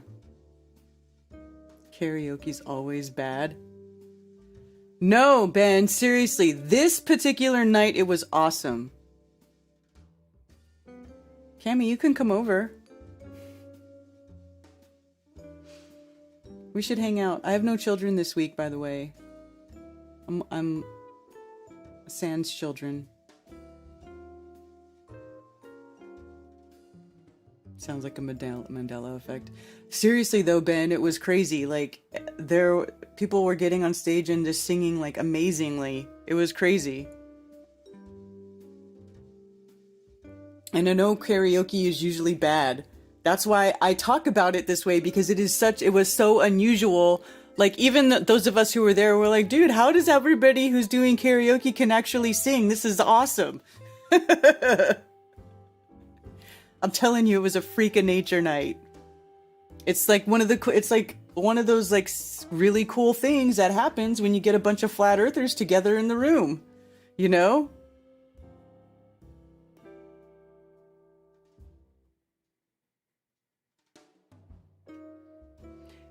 Mark! Hebler said in a podcast, ODD is coming back. Heard it on a podcast earlier today. Well, that's cool. Hope he does. Sorry, I was waiting for my interview. Got pushed back.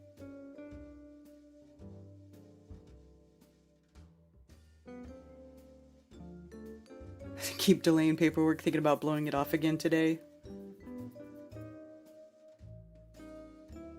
How much did Karen drink in Denver? Mark wouldn't know because Mark left. Remember? Mark left Denver. He left us all there in the morning when he found out that Logan Paul was going to be at the conference. Mark left. He split. Disappeared. So Mark has no idea.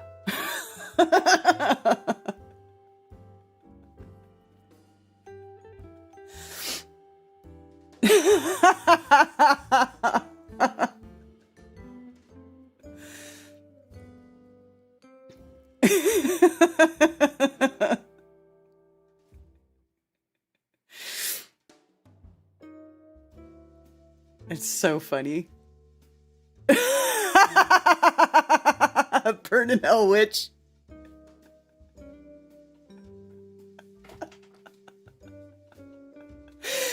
Oh. Oh.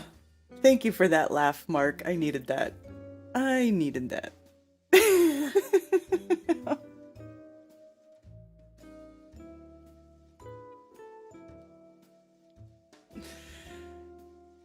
Fuck Logan Paul and Karen was drunk anyway.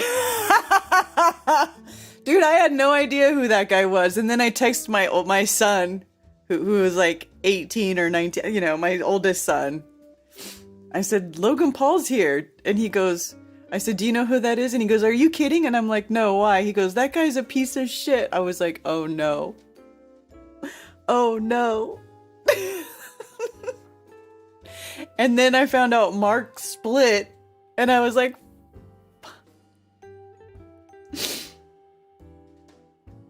he ruined the name Logan. Logan Cook. Well, that's why you're here, to have that name retain some sort of decency.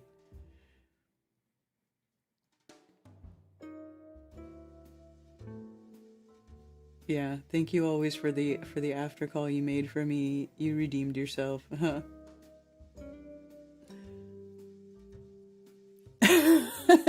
Yes.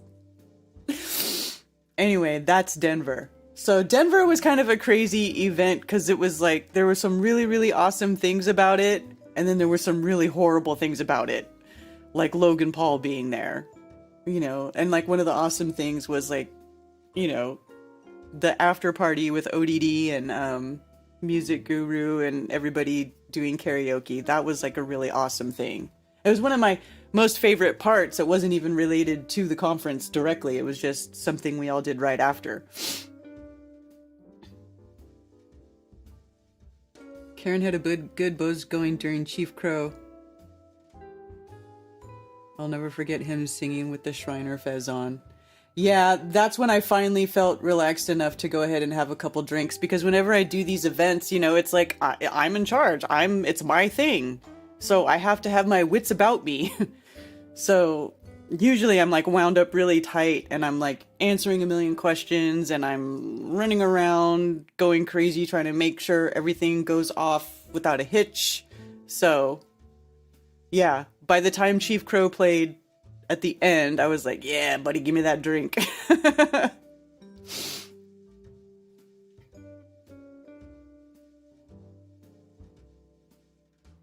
We're supposed to be doing something in 2 hours.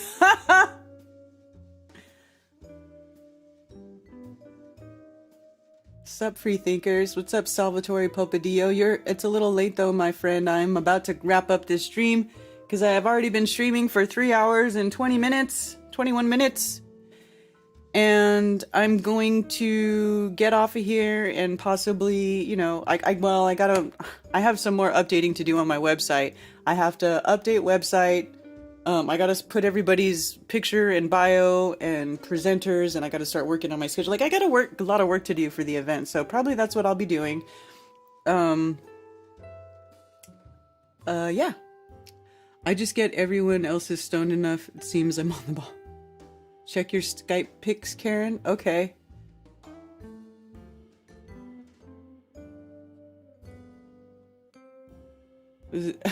Chief Crow and Dennis. And him, I forget his name, but this guy was there. He was really cool. I can't remember his name right now, though. There you go. There's the Fez hat.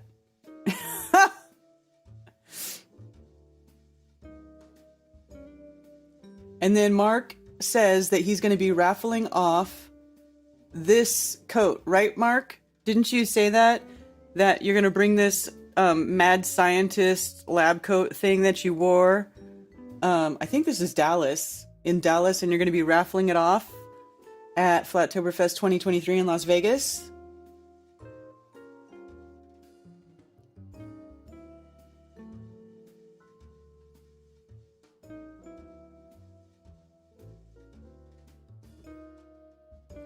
Right, spill the beans. What's Karen like with a few drinks in her? What's Karen like with a few drinks in her? I'm the life of the party, dude. I'm the life of the party. Not in a raffle, giving it away during my presentation. Okay.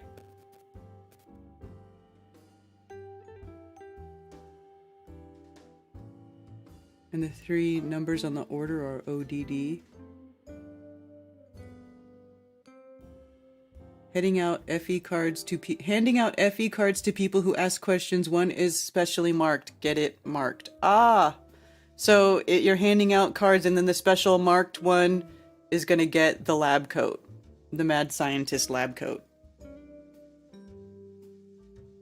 That's pretty cool. Like we gave away the Mason hat at the last event, and then the Freemason got the Mason hat. Ba-dun-dun-dun-dun-dun.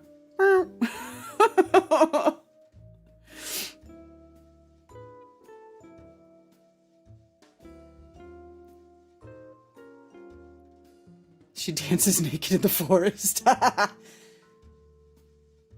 mean, I've done it before. I don't even need to be drunk to do that, though. I'll do that sober.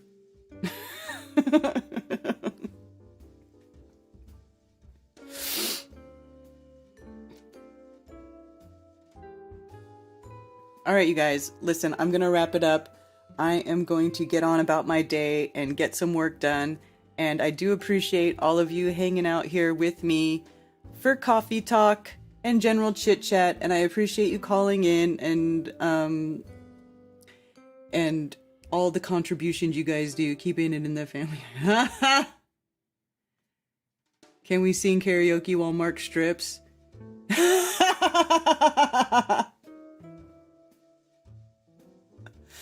Oh, it's too funny.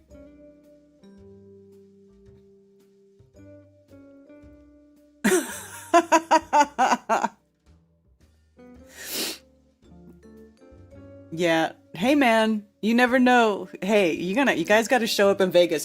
Listen, here's another thing. I don't think I'm going to live stream Vegas. I'm not going to be able to take all my equipment with me over there, and I'm probably not going to take the time to find someone and hire someone to set up and do the live stream for me. There's probably not going to be an official live stream from Las Vegas, okay? I'm just going to put that out there. So you're going to have to just hope that somebody there wants to stream it and hope that they have good sound and good video, because I'm not live streaming it. I'm not even going to deal with it. It's 100% focus is on the live event. And it's going to be, it's going to be like the biggest event. It should have almost double the amount of people that I've had normally. So, no live stream. Yeah, I know, I'm sorry. I know. But you know what? Other people will be there. People will be live streaming. I'm sure somebody somewhere, probably Brian, will be doing it. And like other people will live stream from the event. I'm sure of it. Just keep your subscriptions peeled. Keep your alerts on.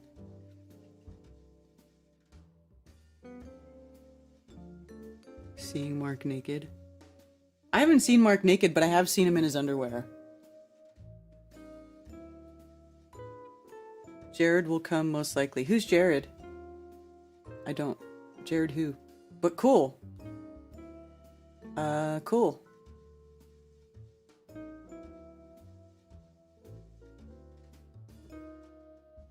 Find us in person. Absolutely. All right, you guys.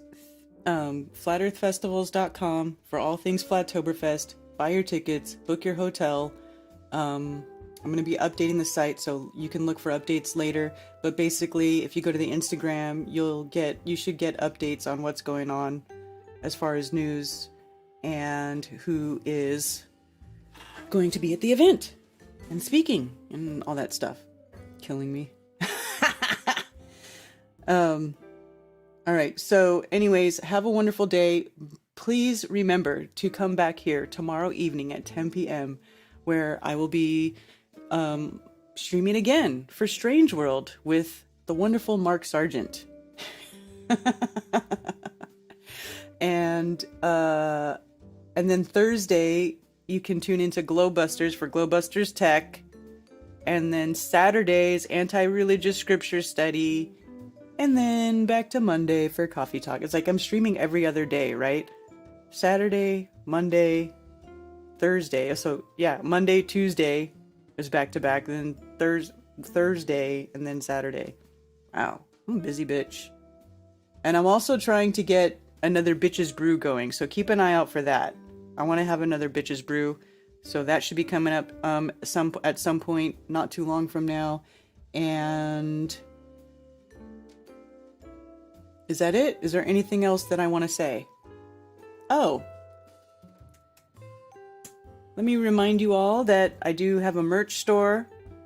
There's a link in the description for the merch, the Streamlabs merch. I've got the Mark Sargent Anonymous design. I took the anonymous face idea and I made an anonymous mask face out of Mark Sargent's face, and I put F is for flat. That's what that is. I like it. If you like it too, you should check it out and wear it. I also have here Clown World t-shirts that you can purchase, and also a Flat Earther cap, and also the Flat Earth Coke design and other Flat Earth designs. So there you go. All right. Thanks everybody, and I'll see you next time. Cheers. And for those who wish to send me stuff through snail mail, you can send it to P.O. Box 10, Earl, North Carolina, 28038. There are also links below for Flat Earth merch, and you can send me donations, and I do appreciate all the support. Sincerely, thank you very much. Also, please go to flatearthfestivals.com for all information about upcoming Flattoberfests and Flat Earth-friendly local meetups. If you are organizing a local Flat Earth meetup, email me at flatearthfestivals@protonmail.com with your meetup information to have it listed on the website for free. For everything else, you can email me at karenbfe@protonmail.com. Thank you for being here.